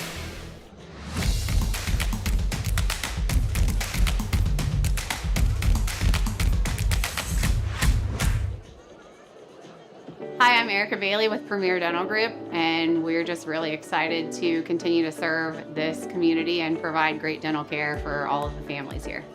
Reliable internet services are critical for our business to run smoothly every day, and that's why we chose CAS Cable. Not only do I use CAS Cable for my business, I also use it for my personal residence. I would recommend CAS Cable to any local business. They are super reliable, they're knowledgeable, and they're always willing to help us out if needed.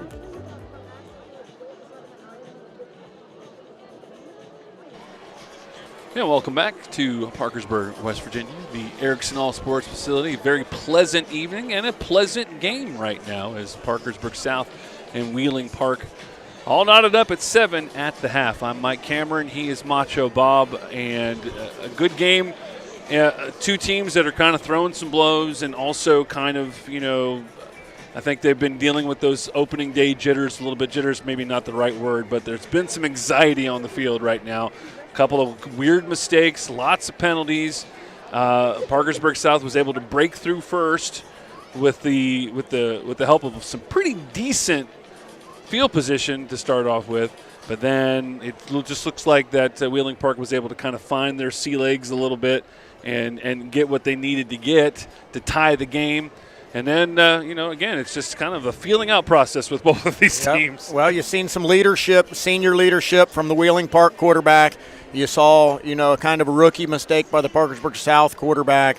We've seen plenty of offsides and some false starts, just some early season mistakes. But one thing we do have is a competitive 7-7 game at the half.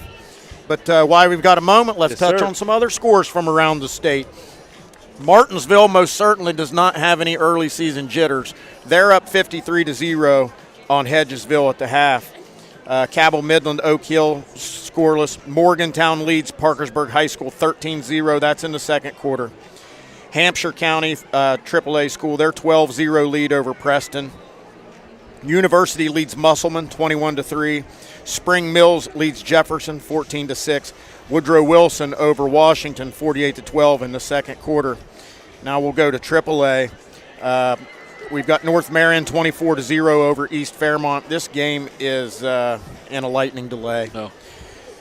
Bridgeport 56-0 running that single wing, beating up on 4A school Buchanan Upshur. Elkins and Lincoln 14-14 tie. Metro News Class Game of the Week. Herbert Hoover leads Fairmont Senior Big 22-3. Robert C. Byrd leads Lewis County 8-5 in the sixth inning. 8-5.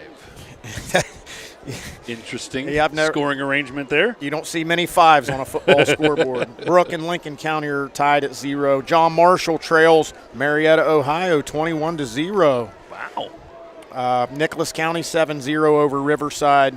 Pikeview 28, Summers County 8. Princeton 21. Nathan Tanner's Princeton Tigers beating up on Capital 21-0 in the first quarter. Let's go to the AA scores, see if we can find some Williamstown down here for you. And we've got Williamstown up big 28-0 over Ravenswood. On Ravenswood. Let's head on down to the single A ranks. We've got Calhoun County 28-8 over Gilmer County. That's a surprise. That is a surprise. Calhoun County on the march. Let's see if we can find some Wirt County down here. We've got Van 0-0 with Beckley Christian. Ritchie County's getting beat up by the Wahama White Falcons 21-0. Wheeling Central off to a fast start 29-8 over Perry Academy out of Pennsylvania. And finally, the Class A game of the week, Wirt County and Greenbrier West. That game will actually be contested tomorrow, Mike, so there's no score in that one as of yet. And that's going to do it to wrap up some scores from around the state. But what we've got here is the beginning of the second half. Parkersburg South Patriots 7, Wheeling Park Patriots 7. And we are looking forward to a tightly contested second half. Well, so Parkersburg South, again, they had a little bit of a favor with the good field position in those first couple of possessions. They took advantage of that, got a nice touchdown pass there. First one of Logan Arnold's career now. So, but then, again, you could just see a little bit of the turning of the tables a little bit with Wheeling Park. Got their composure back, nice drive, was able to get the score to get that game tied up again. But again, we've seen a ton of penalties, and a lot of them have been like formation and quick movement kind of things. We actually did have an unsportsmanlike penalty too, but we don't really know what actually forced that one to happen. But, again, you just see two teams, and they're going to do that one captain meet at the middle of the field once again because of the deferment in the beginning part of the game. I like Logan Arnold rolling to his right, throwing the football. He's not shown much ability to be successful rolling to the left with a couple of errant passes, but he's shown good composure in there for a first-time starter. He's keeping him in the game. But those little passes to the outside, be it to number 14 or be it to his other receivers, that's opening up some alleys for Cooper Jackson in the middle. And we have yet to see either team really break a big run. Right. We've seen a couple big passes to number 21 Hetherington on the Wheeling Park side. That's been really the only big plays. We'll see if Parkersburg South can make some adjustments here in the second half. I would like to see number 14, Jaquay Brown. He's caught a couple passes on the flank headed towards the sideline. I feel like if you could kind of reverse the direction of his travel and get him the ball coming back into traffic, they could kind of create something there and maybe pop him for a long one. It's going to be a great second half. This is it's exactly what we thought it was going to be, a competitive game with several mistakes being committed by both sides. And I think the underlying thing that we've not really mentioned in the thing that we, in the fact that we've been mentioning a lot during the game, that outside rush for Parkersburg South. I mean, it's smaller and edge rushers, but they've used their speed to get in there. They have blown up a lot of plays. So that is one thing that has surprised me in this game so far, is the defensive effort for Parkersburg South. They've met the challenge today. Yeah, they've had a couple of those safeties and corners coming off the edge, and they've been pretty sturdy up the middle where we kind of expected Wheeling Park to maybe have a size advantage. But South has done a good job stuffing up the middle run. Well, let's see if the fruits of their labors of winning the toss will help them out getting the first possession of this second half. Looks like we've got Laddie, number 11, back deep, and Jaquay Brown there on the far side of the field.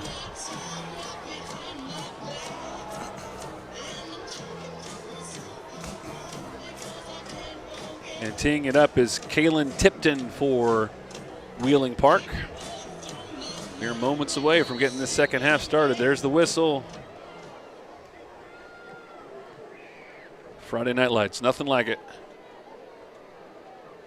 Nice pickup there by Laddie. He goes to his right, now moves to his left, and he's got space. And blocking as well. And he'll put his shoulder down.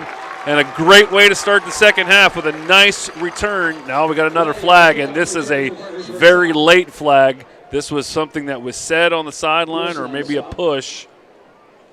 And the Parkersburg South coaching staff is not happy with the call. I can already tell this one will be going up against Parkersburg South.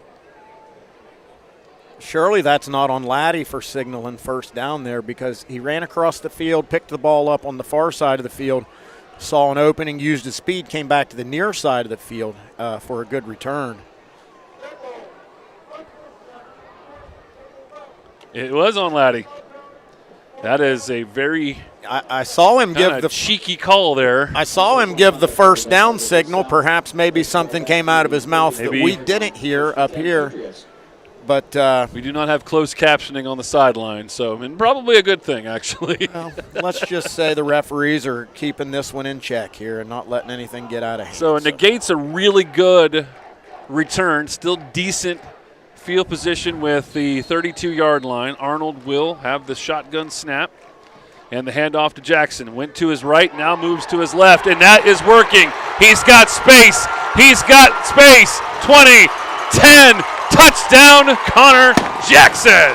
Sorry, Mr. Jackson. Cooper Jackson. Oh, sorry, Cooper Jackson. Cooper with a K. That's why I said sorry. Cooper with a K, and we didn't expect it to be to the flank, but he got the edge. He was wide open. I think he went untouched all the way. But you saw his buddy there, Jaquay Brown, use the speed to get down and secure that final block to get Cooper Jackson into the end zone, and that's a long one, close to 65, 70 yards. It was a good play set up because he moved to his right. That's where the play was going, but he did it himself. He shifted to the left, and that was wide open spaces. And the extra point is good, and that is the way you start a second half, Parkersburg South. Big play, Cooper Jackson. And again, credit there to the Parkersburg South offense. Well blocked. The flow was to the right. The pursuit was to the right. Cooper Jackson cut back against the grain, used his speed to get the edge. And his buddy Jaquay Brown with the had his 6. Pulling up from the rear to secure that final block. That was very impressive for Parkersburg South. Now let's see what Wheeling Park will do in response to that. Again, fruits of your labors. I mean, you can call it luck, you can call it whatever you win, but when you win the toss, a lot of people, that is the first thing they think. We'll take the ball in the second half, and that's it worked in their favor on this case. Decent field position, even though they did get knocked back on the penalty. They still ran off a huge play by Jackson there. You're right. That was a 70, at least it was at least a 65-yard touchdown run. Yeah, good speed there by the big man. 200-plus pounder, Cooper Jackson. Let's see what they got him listed at. 5'11", 215. And his buddy Jaquay Brown was reeling him in there at the end, trying to get down there and shielded off 2 potential tacklers as they closed in on the goal line. Look at how the moon is. Oh, wow. that is. See if we can get a camera shot of that later. That is not bad, I will say. The moon right above the tree line there. It's starting to come up, and it's got a little redness to it. We'll have to get a camera shot of that later.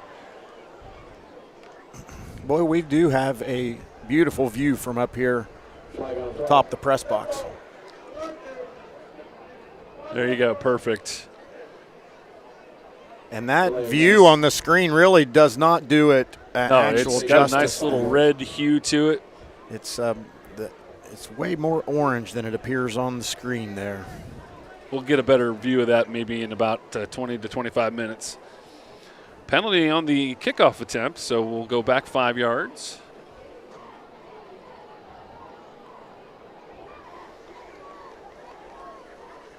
All right. What kind of answer can Coach Dockery get from his Wheeling Park Patriots? First possession of the second half for senior quarterback Jay Bordas here. Can't really see the numbers of who we've got back for Wheeling Park.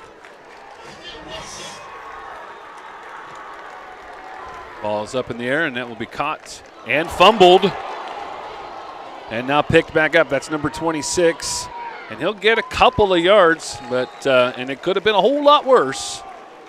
So I'm sure Wheeling Park will take that. Coach Doherty will send his offense back on the field. Return there was DJ Neal. DJ Neal. It's really good, but you can get all your yards in one play. That's very efficient. Yeah, that was a one-play drive there. One-play drive for Parkersburg South. Cooper Jackson gets his first scorer of the year, and I would venture to say that we're going to hear that name a lot throughout the course of the year. All right, so Bordas with a tighter formation, 2 receivers to the right, stacked, 1 wide to the left, and he'll roll to his right. That's Hetherington. No, excuse me, that was number 10, Liam Wetzel, who did get away from his defender, but it will go out of bounds. And you see some veteran coaching changes here coming out of the locker room. Let's see if Coach Doherty is going to use the arm of Jay Bordas to open up some inside run as opposed to using the inside run to open up the pass. A little bit of reverse gamesmanship here by Wheeling Park out of the locker room. Bordas again with that mini shotgun. Hand the ball off, and again, another excellent job. Outside rush. Again, it was Yost. Gets in there, blows the play up before it can go anywhere. Unblocked. That's the 4th, 5th time that's happened tonight. Unblocked, untouched. Just one man unaccounted for, and that is not a plan for success. Yard lost, and that makes it 3rd down and 3. Boy, Asa Yost got to be closing in on 10 tackles now. He's been all over the field. We just want to let you know right now we are having some problems with our scoreboard graphics right now. We're working on that, those technical difficulties along the way, but we'll get you caught up with all the action. Looks like Parkersburg just got on the board 13-3 now against Morgantown. That game's still in the second quarter. Bordas moves the chains with a nice little pass to Hetherington to just enough to move the chains. He needed 3. He got 3.2. And if you're Wheeling Park, that's exactly what you want to do to answer back a fast strike offense. Quick scoring drive for Parkersburg South. Wheeling Park is going to want to possess this ball as long as possible, unless, of course, they can pop their own big gainer here. Low snap, but Bordas does a good job. Sets up the screen nicely. That is Hetherington. He'll get brought down past the 40-yard line at the 41. So a good gain on first down. Nice and conservative. And really, as you said, there's a lot of time on the clock. We're just now getting into the mid part of the third quarter, so Wheeling Park can be patient. We do have an injury on the field. And that's another creative way there for Wheeling Park to utilize one of their offensive weapons in Preston Hetherington. You've seen him catch the seam routes, and the ball down the field, but he's also effective in the screen game you saw there. It was a short game, well played by Parkersburg South, who's got a player down on the field. St. Joe no longer has an ambulance service. It's Camden Clark. Can't see how far that is over, who that is over there. It is definitely a Parkersburg South Patriot. Don't know who it is just as of yet. It looks to be number 4. Oh, pink shoes over there, Asher Prunty. And he's been flying all over the field. He's been in the Wheeling Park backfield since the very first play of the game. That could be a mixture of maybe a twisted ankle or a cramp. And with the conditions being as they are, it could definitely be he just needs a little extra hydration. They looked like they were doing a lot of stretching. Yeah, he's and Asher Prunty, one of those guys that he's got some fast twitch muscle about him over there, so you got to keep him well hydrated so those muscles don't lock up here in heat. Bordas rolls out, 2nd down and 6. He is being chased, throws it into a lot of coverage, but this time he's able to needle it in there. That is number 10 with the catch, Wetzel, and he'll move the chains again, just what they needed to move the chains. Yep, and that was John Kaufman, linebacker, on the tackle there, coming across the middle. And you can see the senior leadership there at quarterback by number 2.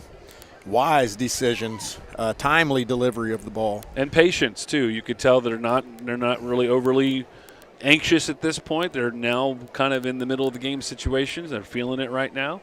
They're running the offense the way they need to, getting just enough. Another quick jet sweep there, and this time he gets away. He's got space, number 17, Nieder, all the way downfield past the 20. Around the left side.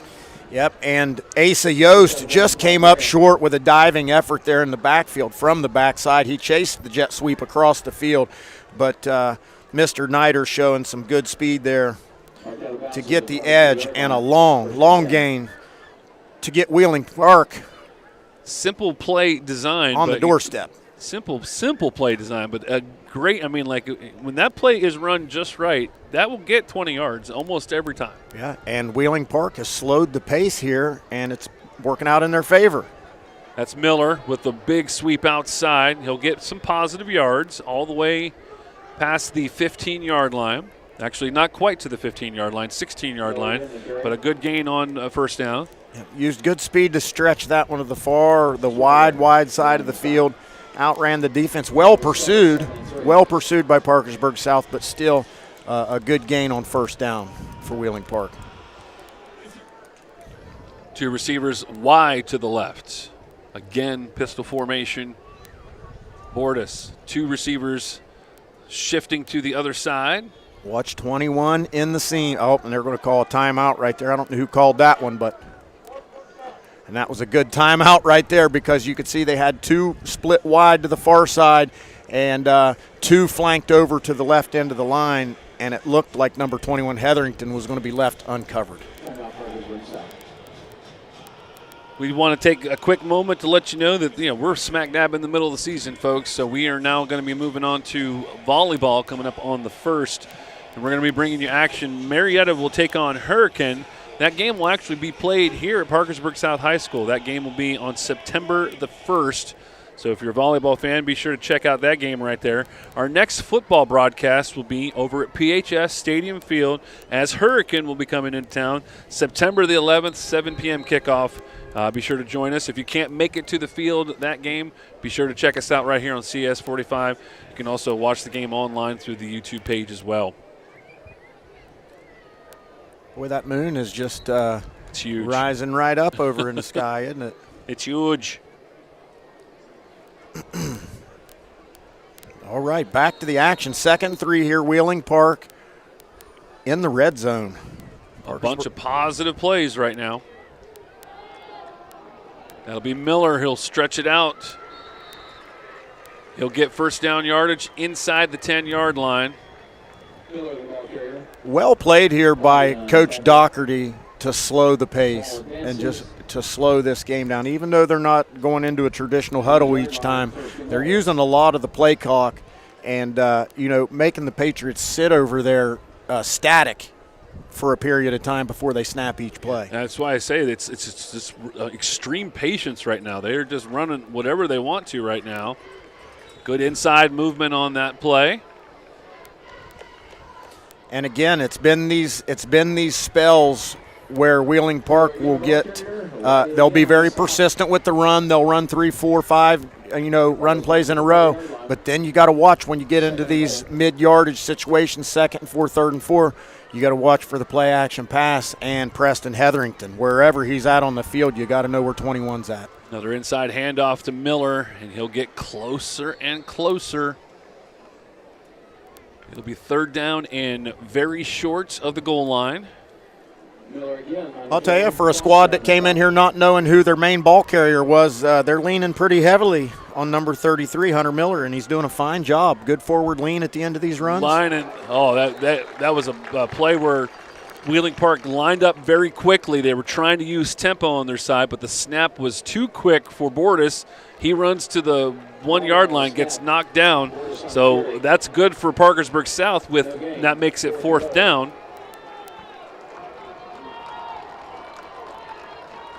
Right, and Wheeling Park is going to huddle up here, and it appears they are going to go for it. I'd say jailbreak left. Send everybody. Bordas. They've got a lineman in the backfield. And a good job. They blew it up again. James Laddie off the corner. Boy, these Patriots and these edge blitzes have been highly effective tonight. These guys are coming in absolutely unblocked, using all speed and tackling technique. And Parkersburg South takes over deep in their own territory inside the 5. Which makes that one play, the mistake made there on the quick tempo play, that makes that huge because you're playing with a little more house money at that point. But now they, with the 4th down and 1, they had to score. And Parkersburg South was able to use that edge pressure that they've been doing all game long. Make the stop, actually gained a couple of yards, put it on the 3-yard line. So excellent job there by just stopping it. Well, let's see what they can do on the offensive side. Nice move there. Once again, Jackson. Somebody wants to be player of the game, I think. Boy, I tell you what, if they get Cooper Jackson rolling here in the second half, because he's looking stronger and stronger with each successive carry. And again, this time Parkersburg South using tempo, but a flag down on the play because it might have been too up-tempo, if you know what I mean. Yep, going a little bit too fast.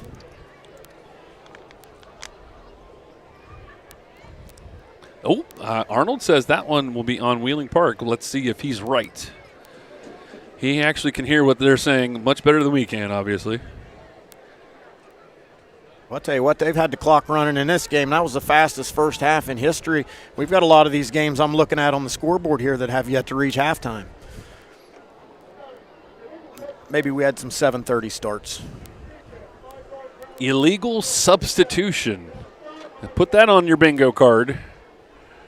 Yeah, that probably means somebody came into the huddle and then ran back out, or somebody came out and went back in. It could be any of a number of things. And a sideline warning to boot. Yep. The get-back coach is going to get reprimanded. So 1st down and 5 for the Patriots. And that will be to the left side again. Jackson, I hope he had his oatmeal this morning because he has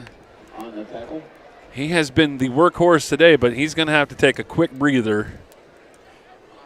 Well, and again, Superman needs a break every I once hate in a to keep bringing this up because it is the rival, but Parkersburg High School is on the other side of the town right now, and they're in a football game with Morgantown because it's 13-9.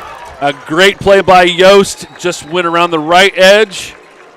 It wasn't really a special play design. There wasn't a lot of movement. It was just the speed of Yost getting to the edge, got into the secondary, moves the chains, and again, tempo now for Parkersburg South. That could be a broken play. Arnold will run it up the middle and just gain maybe a yard.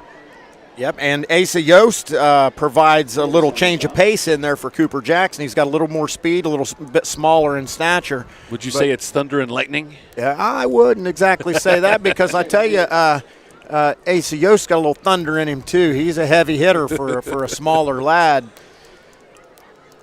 And here comes number 14 on the carry. That's going to be Brown. Jaquay Brown. So they put a stop to that play. That'll make a third down. Give them a half yard on the play. I think that was very nice of them. Third down, about 8, really, at this point. And now you see some patience on the Parkersburg South side as they're starting to milk a little bit of clock here. I think they take the stop on that end of that drive there and also use up a little bit more time. Arnold up the field and a nice connection. A great job. Number 10 just kind of knifed in there. Very patient and an excellent throw there by the young quarterback, Logan Arnold. He looked to the flanks. He took the eyes of the safety and the corner over to the flank and hit the post pattern into the middle. Well thrown ball by Logan Arnold. Oh, my, that could have been pretty dangerous there. Yeah, that one was not as well thrown. So Swiger was the one that made the catch on that play to move the chains. And again, that time, too, he was throwing into some pretty heavy coverage, but there was a good, nice little cell in between there that Swiger was able to find his way in there, get that catch. Tempo play, though, for Parkersburg South. They were not able to get a good connection there. Now they throw back into the flat. Another dangerous pass, and then that was blown up there because the defensive player was able to push back, and the receiver could not make that catch. And just like that, 3rd and 10. It seems like you had that nice play to give yourself a first down, got a little bit quick. Now you're 3rd and 10. Let's see what Parkersburg South comes up with here to keep Wheeling Park off balance. Could be Mr. Jackson again.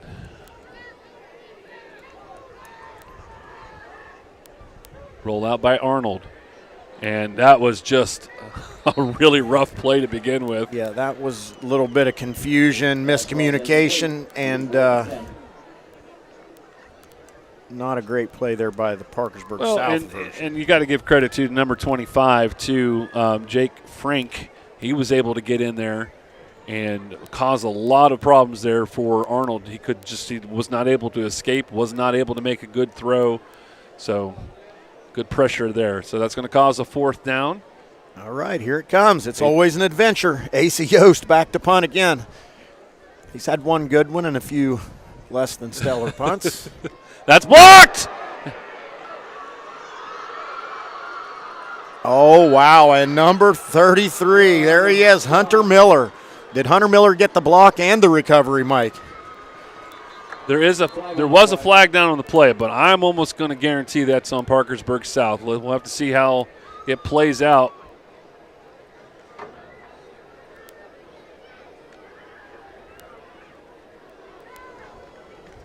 So that is a tied Turner right there. Illegal formation on Parkersburg South.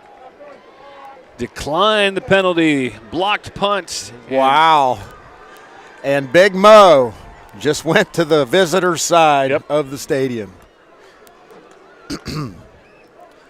Well, and that is the play that Coach Doherty probably needs right now. That's exactly what he needed. Well, let's give credit to number 1, the punter, for getting back there and making the doggone tackle to prevent the scoop and score. Bordas with a rollout to the right. Hits the receiver. Knee was down on the turf, so they're going to stop the play right there. Catch made to Wetzel. And this really has been a game of momentum swings. You know, it's been short-lived momentum, but it has gone back and forth. Two receivers to the far side. Bordas has an affinity to roll to his right.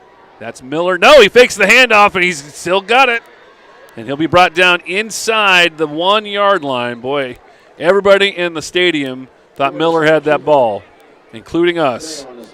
Yeah, he definitely left that in the breadbasket there for a short period. A good ride there. Pulled it. He's not done that all night until then. That was the right time to do that. Yep. A good senior Knocking play on the there door by Jay Bordas. That's just pure power there. I mean, Parkersburg South was able to go low.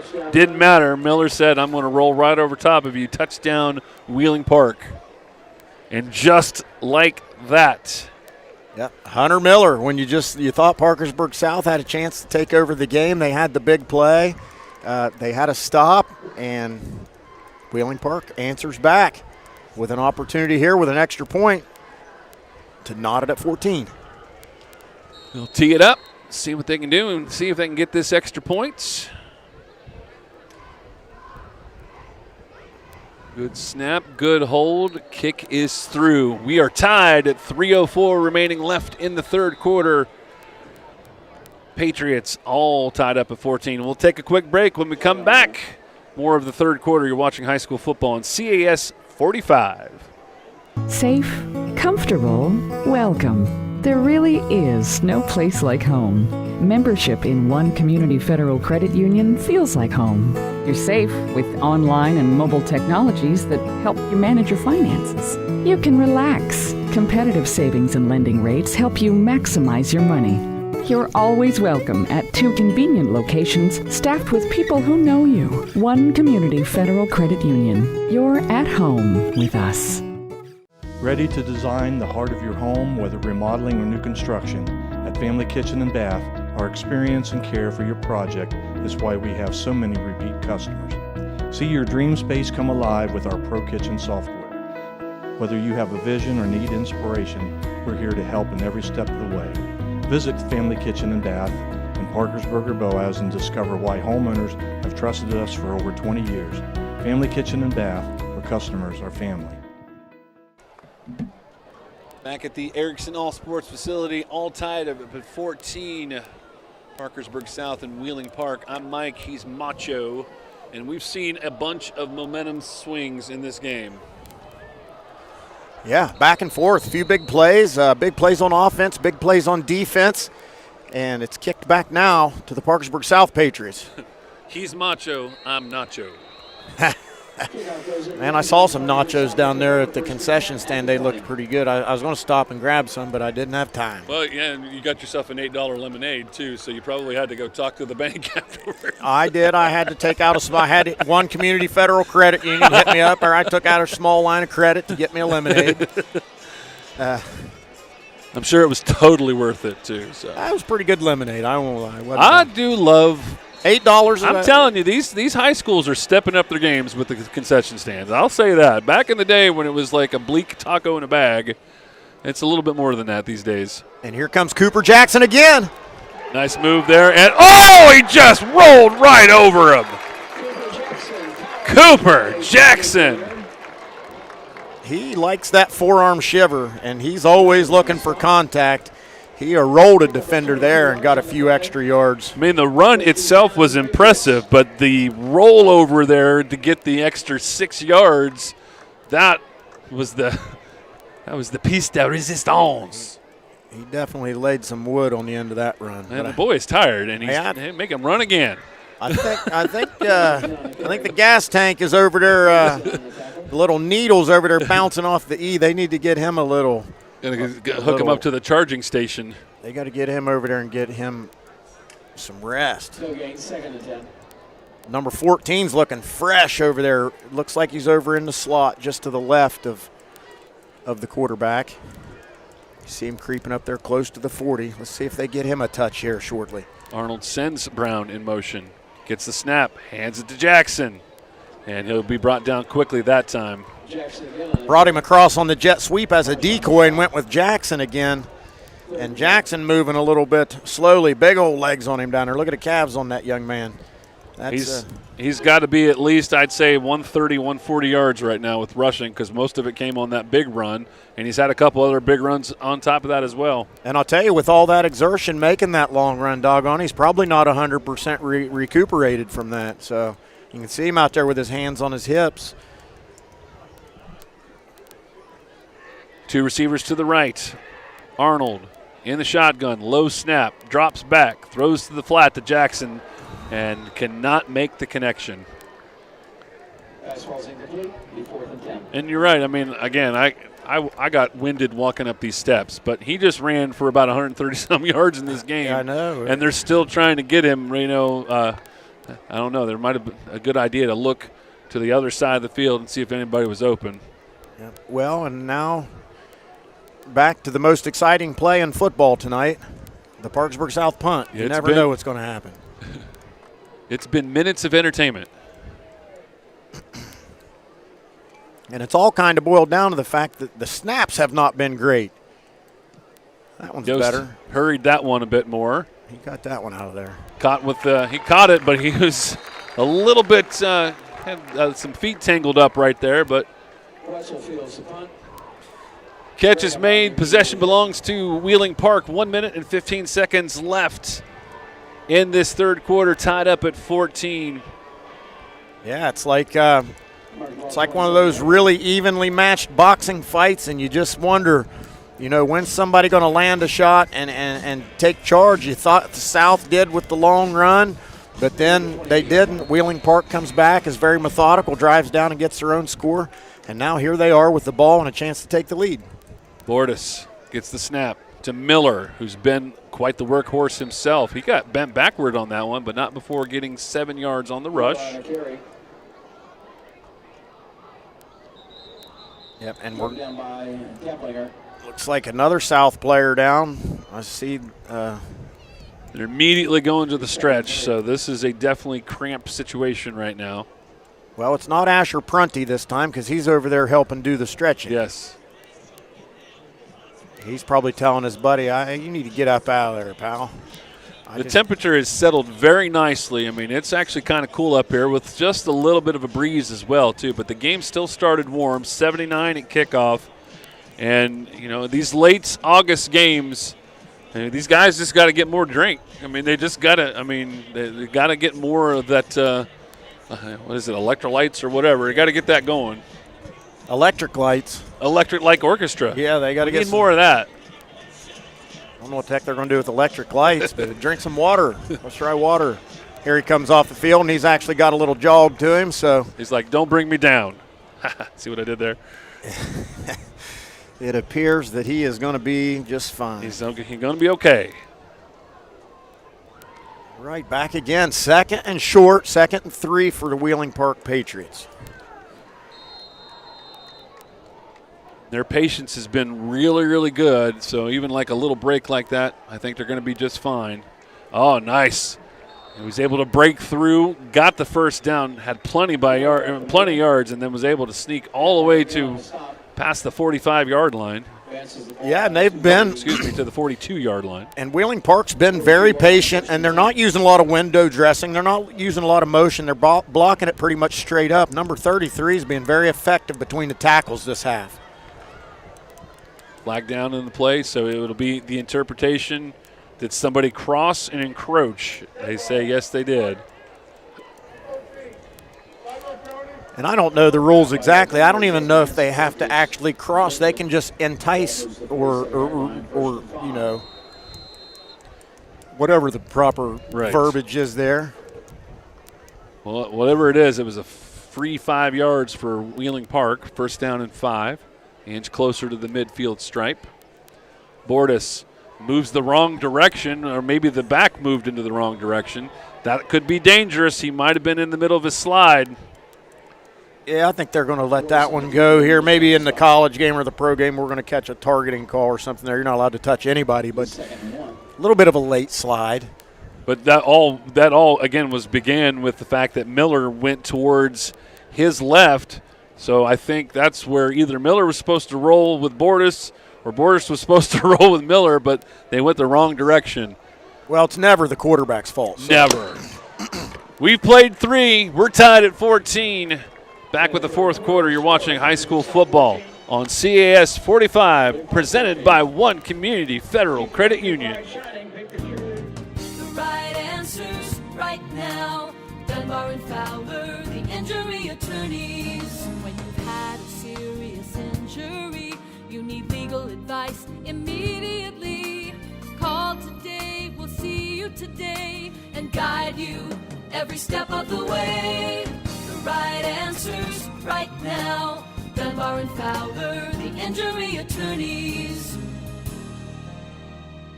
Hey guys, Eric and Donnie here at Lemon Bears Power Sports. We want to introduce to you our newest product line, the Nago LSB golf carts.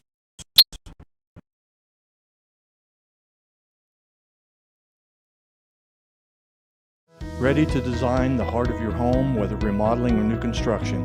At Family Kitchen and Bath, our experience. Back, fourth quarter underway, and quickly underway is a nice pass there from Bordas downfield to number 11, Tatum Justice. Well thrown ball. First ball we've really seen Jay Bordas throw to the flank, to the outside of the field, but well completed there to number 11 for a big gain, and now they're on the doorstep of the red zone again. Miller with the handoff, takes it around to the right edge, gets brought down at the numbers there right at the 20-yard line. Good pursuit by the Patriots. You saw Hunter Miller there, both hands wrapped around that football. He had that thing tucked away securely. Second and 6. Not going to give it away on something silly here with driving here to take the go-ahead score. Second down and 6. 21-yard line. Bordas. They stack the box. Bordas rolls out to his left. He's getting pressured, and he waited until the very last second. Almost got sacked. Laddie almost got in there to make the big stop and the loss, but it'll just go as now 3rd down and 7. Bordas did all he could to extend that for as long as he could. But, nothing materialized downfield, and he made a smart decision just to get the ball onto the ground. And you hear the bells. It is 3rd down.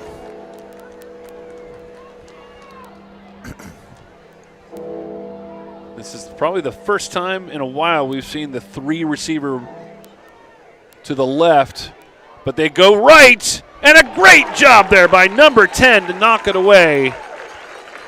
Josiah Swiger, I'll tell you, Mr. Swiger is having himself a fine football game on both sides. So again, they made the formation look like it was going to go to the left with all that receiver stacked action going over there. They throw to the right. Swiger, who was kind of on an island by himself, made the play when he needed to, forced the 4th down. Yeah, and it looked like he was beat early. It looked like the receiver had a step on him. The ball wasn't thrown terribly, but good recovery speed for Josiah Swiger. Same formation. Look to the left now this time. Bordas. There's going to be a hold. Swiger's going to get the 1st down, but I don't think that's going to stand. Yeah, it looked like his buddy had to help him out there a little bit. The pressure was coming a little bit quickly. Maybe had to grab some jersey, and that's what sprung him.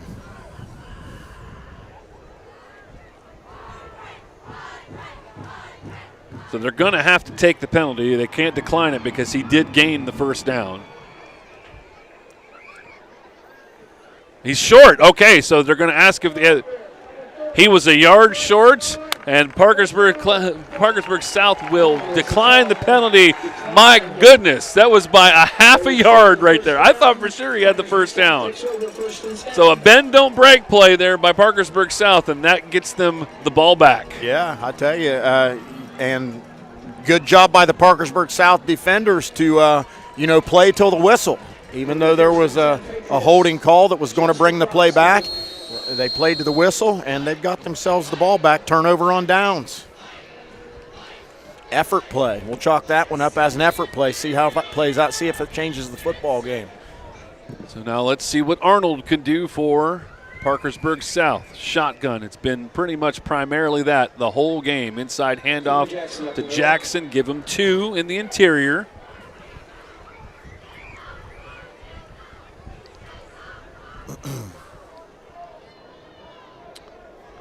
Nice close-up view of the Parkersburg South offense there. Mr. Jackson. Yeah, well, you can just see the size of that young lad. Look at the pipes hanging out of those sleeves right there. Cooper Jackson, he knows where the weight room's at.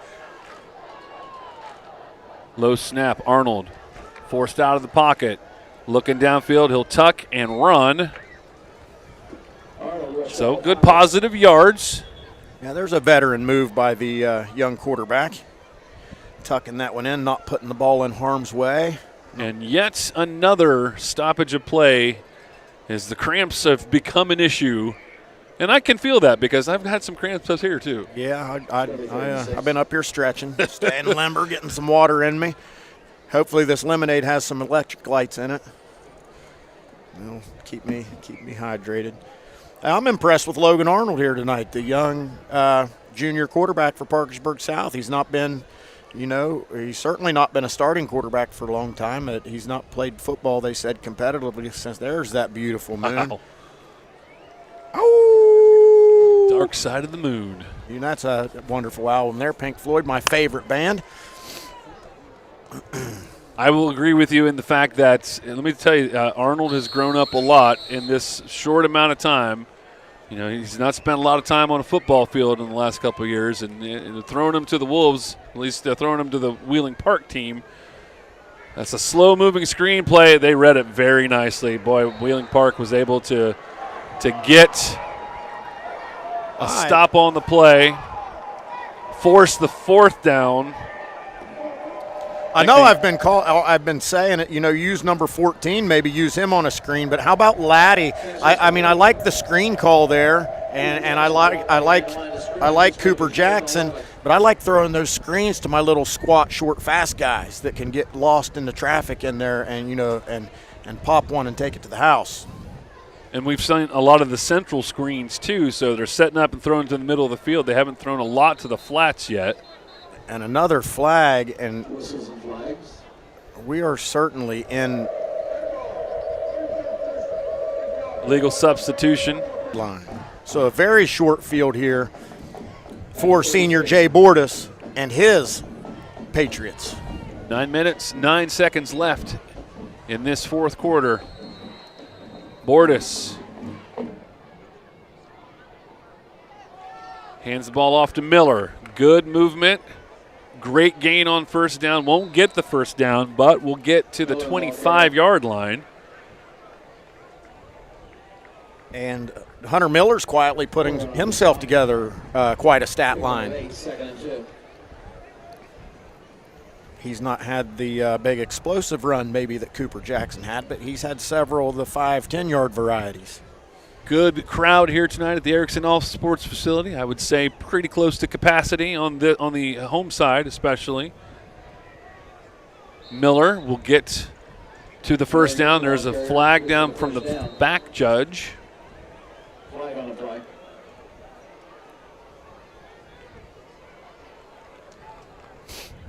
Parkersburg South could really use the penalty right now to push them back a little bit, just to get some breathing room. And that's kind of been how it's gone for Wheeling Park so far. Just about every time they get some momentum for themselves, they'll get them well, and there it is.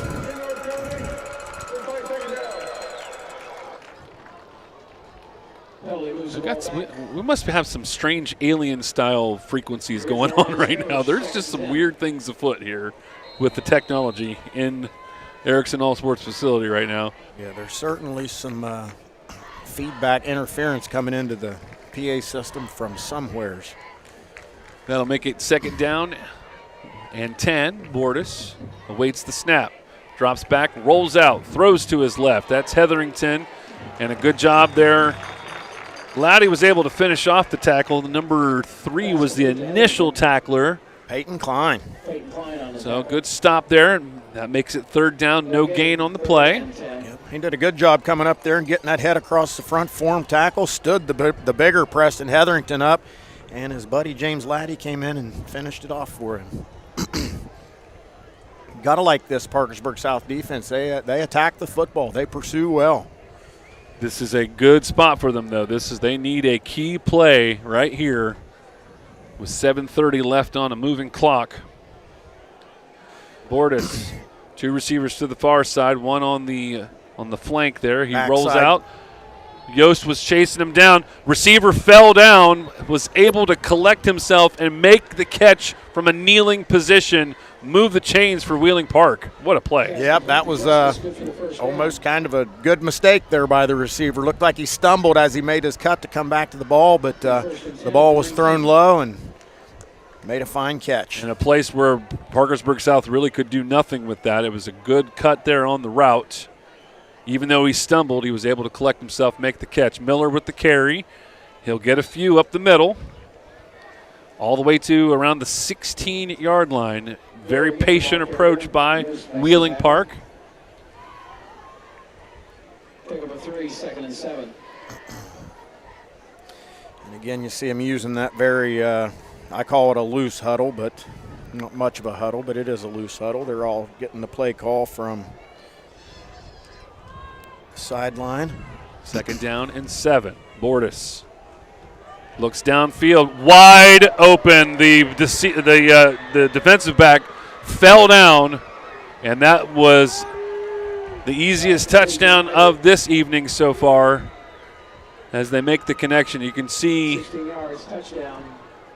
I mean, he was beat by a couple of steps anyway, but the falling down did not help. Yeah, that looked like the same blown coverage that led to the touchdown down here on the far end in the first half, where it should have been maybe a 3-deep coverage, and it didn't turn out to be a 3-deep coverage because the left deep third was left wide open, and Wheeling Park takes the lead. High snap. Kick will be good, though. So a 10-yard touchdown pass from Bordas to Nieder, and that puts them in the lead by 7 points with 6:25 left. Let's take a break. We'll be back with more on CAS 45. Yeah, but yeah. Safe, comfortable, welcome. There really is no place like home. Membership in one community federal credit union feels like home. You're safe with online and mobile technologies that help you manage your finances. You can relax. Competitive savings and lending rates help you maximize your money. You're always welcome at 2 convenient locations staffed with people who know you. One community federal credit union. You're at home with us. Dave Hawkins here. It's that time of year again. Our annual Customer Appreciation Day is right around the corner, and we're ready to celebrate. Join us Saturday, August 29th from 9 a.m. to 7 p.m. for our biggest one-day sale of the year. Take 25% off every single item in stock. Plus, step outside into our parking lot for our big tent event. We'll have live music, free samples, t-shirts, and you can enter to win a $250 shopping spree. Mark your calendar for Saturday, August 29th. Mother Earth Foods, empowering healthy living since 1975. And welcome back to Erickson All Sports Facility. They kicked the ball off, Wheeling Park did, but there was a penalty, shocking as it may be. We've seen a few of those flags tonight. Yeah, boy, those referees are going to have to get them some new flags next week. Those ones are going to be worn out. We heard some more of that alien interference coming in through the PA there. I'm looking for a spacecraft to land over here at some point. Yeah, there's just been some weird frequencies going on here. Parkersburg South now down by a touchdown, but they will be getting this kickoff. Yeah, and I know it says 15 minutes on the screen right there, but there's certainly not 15 minutes left. There's 6:24 left in the fourth quarter. Brown trying to just run for his life. He'll get to about the 27-yard line. Now we got the time right on there. Well, it's kind of right there in front of you now, Mike Cameron. Logan Arnold, you've been put into the thrown into the fire. You've been thrown in the pool with the Sharks, and this is your time right here. 6 minutes maybe another possession, but that's not guaranteed. This might be it. They've been able to use the legs of Jackson. He broke off a big touchdown run.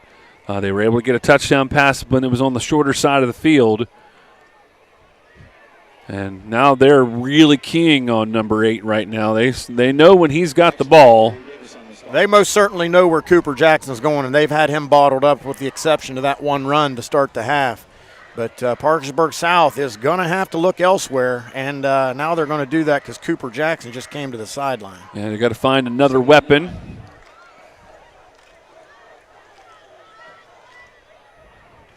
Looks like Asa Yost in the backfield. He's been a nice, a way of kind of splitting things up a little bit. Nice pass. Good job there by Arnold to find Logan Graham. Logan Graham ran about a little 13-yard, 12-yard hitch pattern or a button hook. Made a fine catch out from his body and a good run to pick up first down. Quick snap as they try to use tempo on their side, but Yost has nowhere to go. Sometimes the tempo just means that we can rush you faster. Yeah, that's it, because Wheeling Park appeared to know the play because Asa Yost had nowheres to go.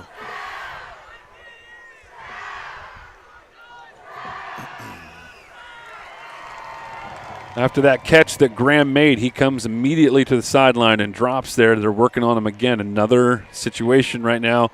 Another cramp on the sideline. Two receivers split out to the far left. Arnold looks that way, puts air underneath it, and he is intercepted. Yep, and that is, you don't want to call it a freshman mistake because he's a junior, but he is a first-time starter. Not only did he throw the ball late, but he threw it into coverage, and that was just an easy play for Wheeling Park to make there. They were in good position. Not a good decision by the young quarterback. Wheeling Park will be penalized on this play, though, because they went after Arnold with a late block after the interception. So I don't think they're going to get him on a roughing the passer, but they're going to get him on a penalty that, again, they were targeting the quarterback trying to make a block on him down the field. Yeah, just to pour salt on the wound. And, defenders like to do that when the quarterback throws an interception. If he's going to come try to make a tackle, they always want to go put a special block on the quarterback, so. So that will keep with Wheeling Park with possession of the ball.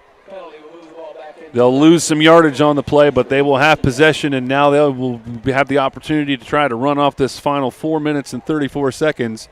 And Coach Doherty, I think, will have a sigh of relief when this game is done, if that is the case. Well, I tell you, I see some people kind of heading down towards the gates, but it's a one-score football game. 4.5 minutes left. A lot of things can happen here.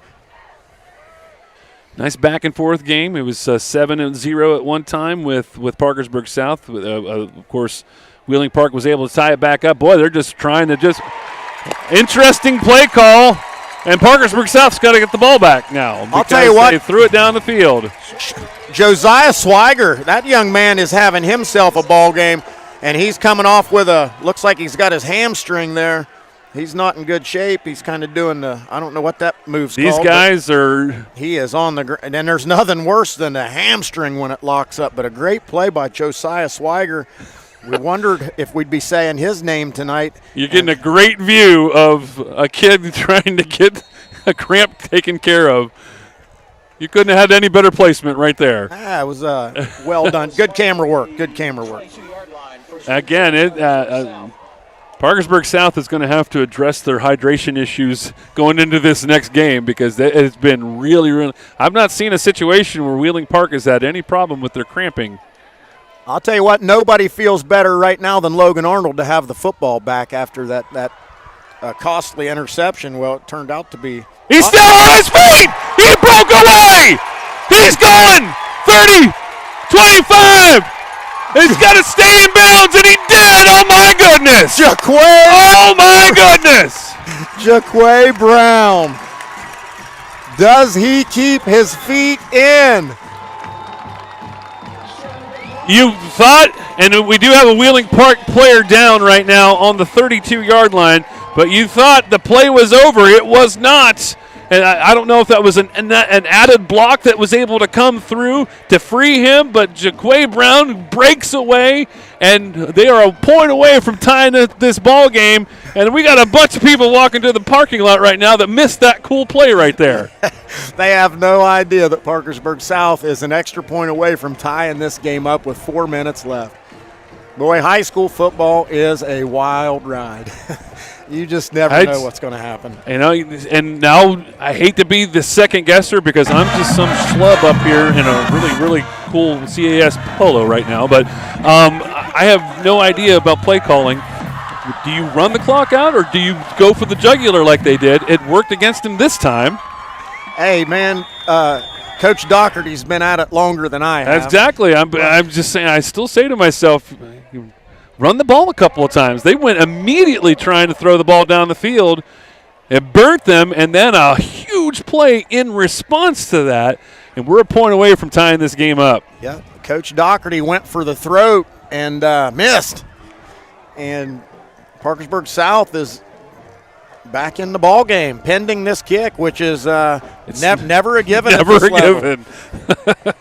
Yeah, you got to think. I don't even want to think about it right now. I don't know who called the timeout. I mean, surely you just kick the point and tie the game. Well, the stoppage of play to begin with was the fact they were still tending to the injured Wheeling Park player. They were able to get him off the field, but then Parkersburg South calls the timeout. Maybe they're just going to just make sure they've got the right situation out there. See Logan Arnold. The team's running back out on the field, but I'm watching the young quarterback come over here and grab himself a towel. He's got to feel really, really good about his effort tonight so far. I'm going to say, that was a nice play and everything, but Jaquay Brown was the one that he saved. Right now, he saved the day, and right now we've got two teams with the nickname of the Patriots that both have the same amount of points on the board right now. 21-21, 4:07. Oh, my. Yeah, and you knew at some point, man, we've been seeing Jaquay Brown just on the edge of breaking him all night long. There's been opportunities there for him, and he took full advantage that time and made one heck of an athletic play. We even thought the play was over, and he squirted free, and down the field he went for the game-tying touchdown. And I'm not going to lie to you, there's a moment that I thought he's going to run out of bounds. He was able to correct course and get the rest of the way into the end zone, but I thought he was heading for the 10-yard line out of bounds. Yeah, and credit to number 21, Ledger Corwin, for using his speed, staying in the game, finished the play. He sprinted downfield and got a crucial block. Yes. That kept Jaquay Brown in bounds. So here we go. Tie ball game, 4:07 left. Unbelievable. This has been a very, very highly entertaining game, back and forth. And yeah, I liked your boxing analogy that you said earlier. It's been a punch, counter-punch kind of thing. It really had looked like more, that Wheeling Park had been winning those rounds along the way. But at this point in the contest, we are dead even. Well, every time there's a knockdown, the other guy answers back with a knockdown. So. Well, now that defense that we have seen brief and awesome flashes of Parkersburg South needs to finish this game strong. Oh, he broke away. But he's going to get to about the 47-yard line. That was number 25 for Wheeling Park. That was Jake Frank. Was it 26? 26, excuse me. That was DJ Neal. So good field position to start off this possession. Wheeling Park is a good team. I don't think they need a lot of time. They have been very patient in this game when they've needed to be. No, they have been, and they've been very balanced in their attack. They've been effective with the run. They've been effective with the pass, and they've used both. They've used the pass to open up the run, and they've used the run to open up the pass. So, honestly, we don't know what the heck's going to happen on this drive. The running back fell down. He gets the ball back, and he breaks away. That was a broken play, and thank goodness for Miller there to compose himself. He's going to get all the way to the 40-yard line, but we're going to have to stop play because he might be dealing with the cramp himself. Boy, this has just been a rough fourth quarter to watch. Cramps and Flags. That was the name of my last album. Cramps and Flags. So a stoppage of play, and really that might not be bad for Parkersburg South. So they can get their breath and they can think about what they want to do on this next defensive stand. That play almost, I just credit Miller. I know he's injured right now, working off that cramp right now, but he literally he went the wrong way on the actual run. He still gets the ball back, was able to get enough to move for the first down. But I'll tell you, after his performance tonight, I don't think there's any question who the man in the backfield is for Wheeling Park. Coach Doherty has no reason to worry about any sort of battles in the backfield. That will be Miller's job as long as he can stay healthy throughout the rest of the year. Yep, and that'll be the key because of his, I say, slight stature. And, 170 pounds is, not slight by high school standards, but by a durable running back. Right. There are very few Gage Wrights in this world. Exactly. Yeah. Well, this next play, he'll be on the sideline. That might be working well for Parkersburg South. Nice patient run there by, number 36 or 30? Looked like 30. 30. It's the first time we've called Tayton Pilkington. Looked like a smaller guy in there. He was super low going through that line. Speaking of Gage Wright, the former South running back, one of the most durable football players this school's ever seen, he recently transferred to Ohio State to wrestle. Okay. So he joins the Buckeyes this year, a little bit closer to home. Maybe we can head up there and see him. Bordas hands the ball off. And they've Pilkington. This is that situation, Mike, where they fed the ball to the running back 3 times in a row. Look for the quarterback to pull one here, get to the flank, looking for number 21, Hetherington, or number 11, Tatum Justice. Both on the field right now. Hetherington looks like he's going to be closer to the flank or the tight end position. 2 receivers to the left. 3rd down, 5. Clock moving, 2:30. Could be another hold they didn't call. Down the field with broken coverage, and he doesn't make the catch. That would have been a tough play. That would have been a Sports Center highlight, no doubt, but it will hit the turf. Nieder was not able to make the catch. He was 100% open, and the ball was well thrown. It would have been, like you said, it would have been a highlight catch. But he made an effort. He sold out for it, but again, well covered by Josiah Swiger. Kid's been busy tonight. So 2:22, stopped clock, 4th down and 4. Miller still on the sideline for Wheeling Park, so Pilkington in the backfield. Bordas might be trying to draw the offense off, or the defense off. And the play clock all the way down to 2. That's going to cause Wheeling Park to take a very costly timeout. Boy, these Parkersburg South fans had this stadium rocking over here. Had me a little bit nervous, Mike. Everything was shaking. So just a little bit ago, it did look a little bleak for Parkersburg South, giving up the touchdown, but they were able to get that score back. Tied up at 21. 4th down and 4 now for Wheeling Park.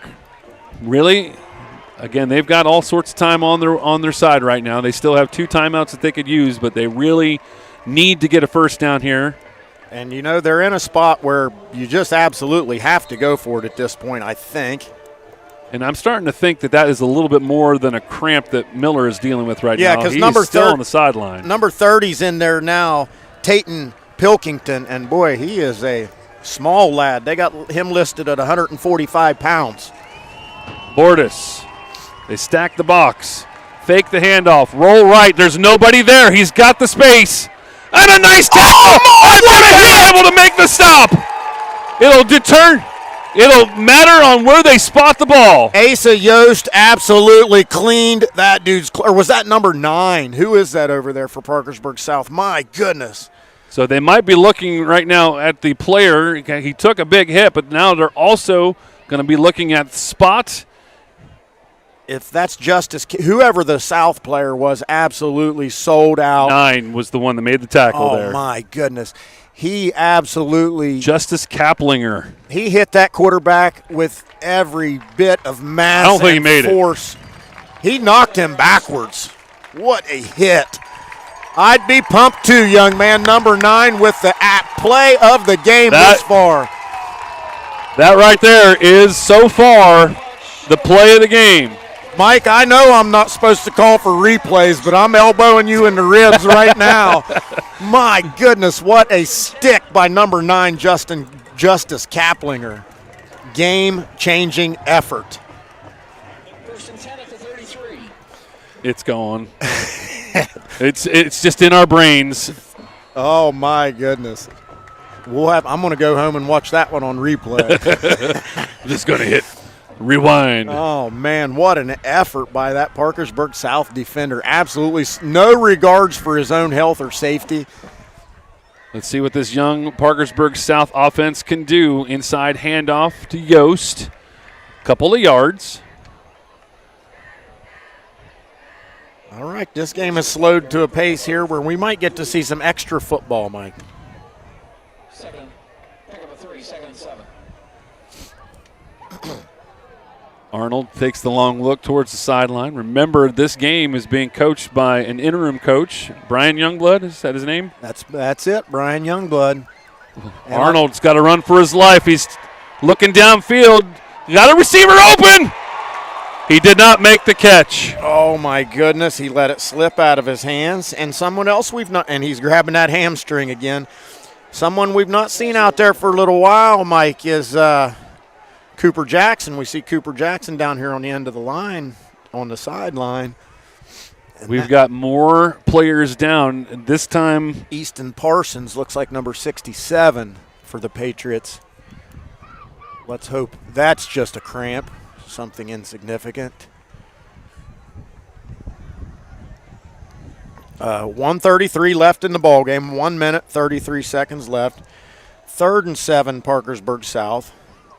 The ball rests at the 36-yard line. And a tied 21-21 contest that has been back and forth from the very beginning. next time CAS will have sporting action on the channel will be coming up on September the 1st. It will be Marietta versus Hurricane in a volleyball matchup, and that volleyball matchup will actually take place. It's a tri match at Parkersburg South, so we'll have that coverage, and that again will be on Tuesday, September the 1st. Next time we will have a football game. It will be crosstown at Stadium Field.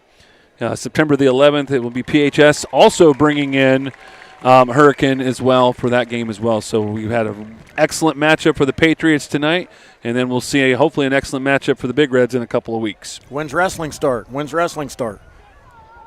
I'll have to refer to the Is it wrestling season yet? It is not wrestling season quite yet. You have to wait. All right, it's crunch time out here for young Mr. Logan Arnold, the junior quarterback, first-time starter. 3rd and 7. Let's see what Zach Walls draws up here for the Patriots. See if he can get creative and get a first down that would be huge right now. And, punting the ball back to Wheeling Park is not what you want to do at this point from this spot on the field. I think they're going to go ahead and take Easton all the way back to the locker room facility as well. So a little bit more than a cramp than he's dealing with right now. Hope he will be doing much better. Snap to Arnold. Looks downfield. Throws to the flat to Jaquay Brown. He will hurry and will be short of the first down. So it's an interesting thought there, Macho Bob, because there's 1:26 left. It's going to be short of the first down by a couple of yards. Do you go for it, or do you punch it down the field in the hopes of some bonus football? Well, I tell you what, I don't know, because it looks like they're going to run the punt unit out there. And, again, this has been an adventure all night. This has been crazy. Who's to say they don't have a fake punt drawn up for us since you've got Asa Yost back there? I kind of doubt it, but it's always something to consider. If he's fast, he can get to that edge, and he's got lots of space. He most certainly could. Boy, a good direct snap back there, and he could take off. Not pretty, but effective. That's what they say about me, too. Oh, my gracious. If there was ever a tagline for Mike Cameron, not pretty, but effective. He is effective. You're a very good play-by-play guy. You're a very good disc jockey as well. And, man, what a risky play there by the Wheeling Park returner to jump down on that thing. I tell you, I'd let her run, I mean, at this point, that might be the best hope for both teams is the kicking off for an extra bonus period.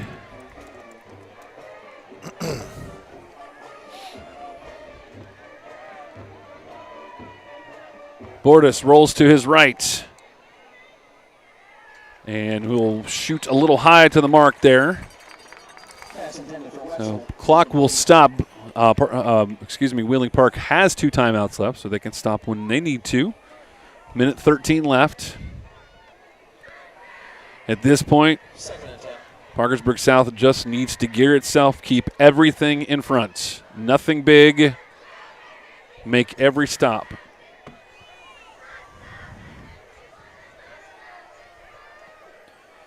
And if you're Wheeling Park, you just got to get one of your playmakers to find a little crease here. And good anticipation there by Yost, but he gets picked up. Bordas goes to his right, throws, and a nice move to get away. The Parkersburg South secondary catches up, but a big play, chunks of yardage, and importantly, stops the clock as he goes out of bounds, 1:01 remaining. Yeah, Liam Wetzel made a good catch over there, one-on-one with the corner. He forced the corner to miss and got upfield. Got that ball up, approaching just short of the 50-yard line, but Wheeling Park on the move. 2 timeouts. It looks like they've got 2 timeouts in the holster. Bordas, low snap, looks down the field. He gets forced out, throws to the middle of the field, and another great catch by Wetzel. Wow, man, that guy's got some stickum on those gloves right there. That ball was well thrown. He reached out and snared that one out of there. Nice catch by number 10 to Stop move the clock sticks. Briefly. 51 seconds. Clock is moving. Still 2 timeouts for Wheeling Park. They're taking a little bit of time to get this play set up. I don't know what their kicking game is like, but they may be working towards that. Rolling to the left, flag down on the play. That is Wetzel again. Wetzel. Liam Wetzel. He's got to be, his legs got to be tired. Look, they're catching up with him now. And we got another possible cramp issue.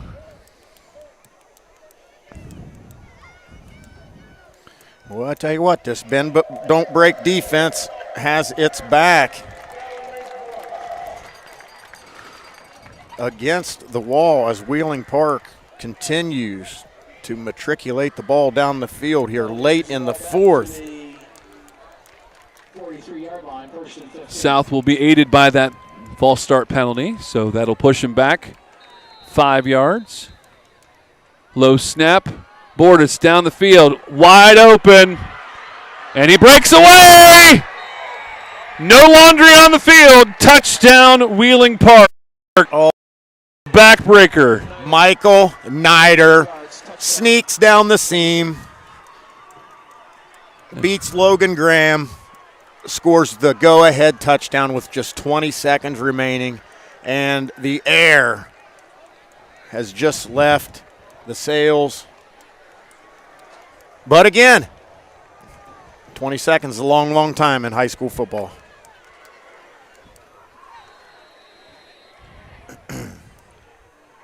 Set up for the extra point.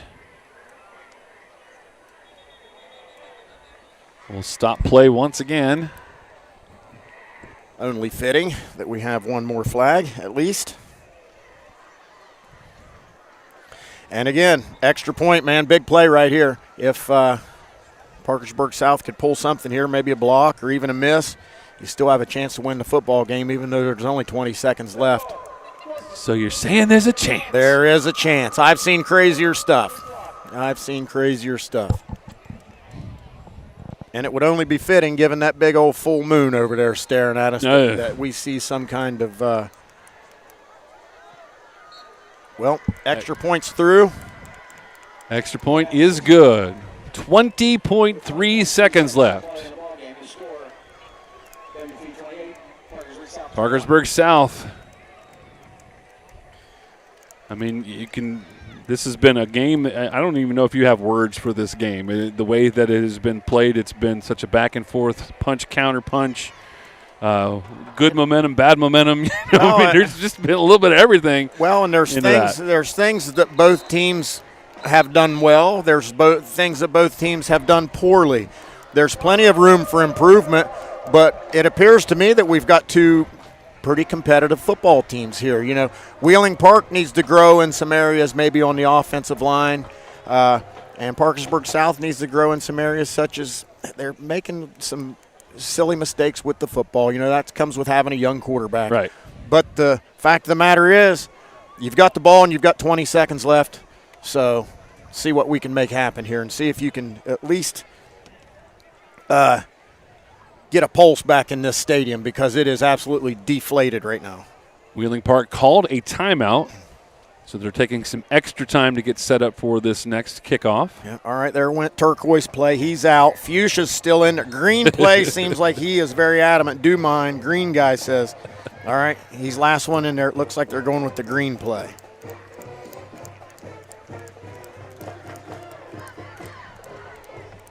All right, and this excellent time right here to make something happen is on a kickoff return.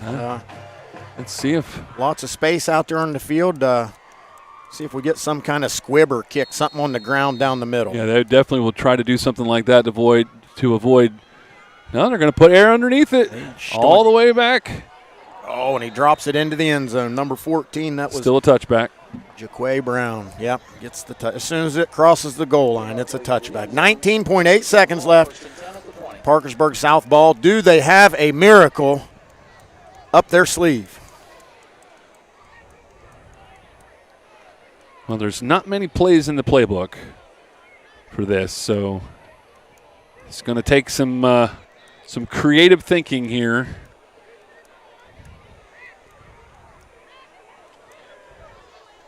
Both teams still have a timeout apiece, which could well come into play here if Parkersburg South could get off a good first play here.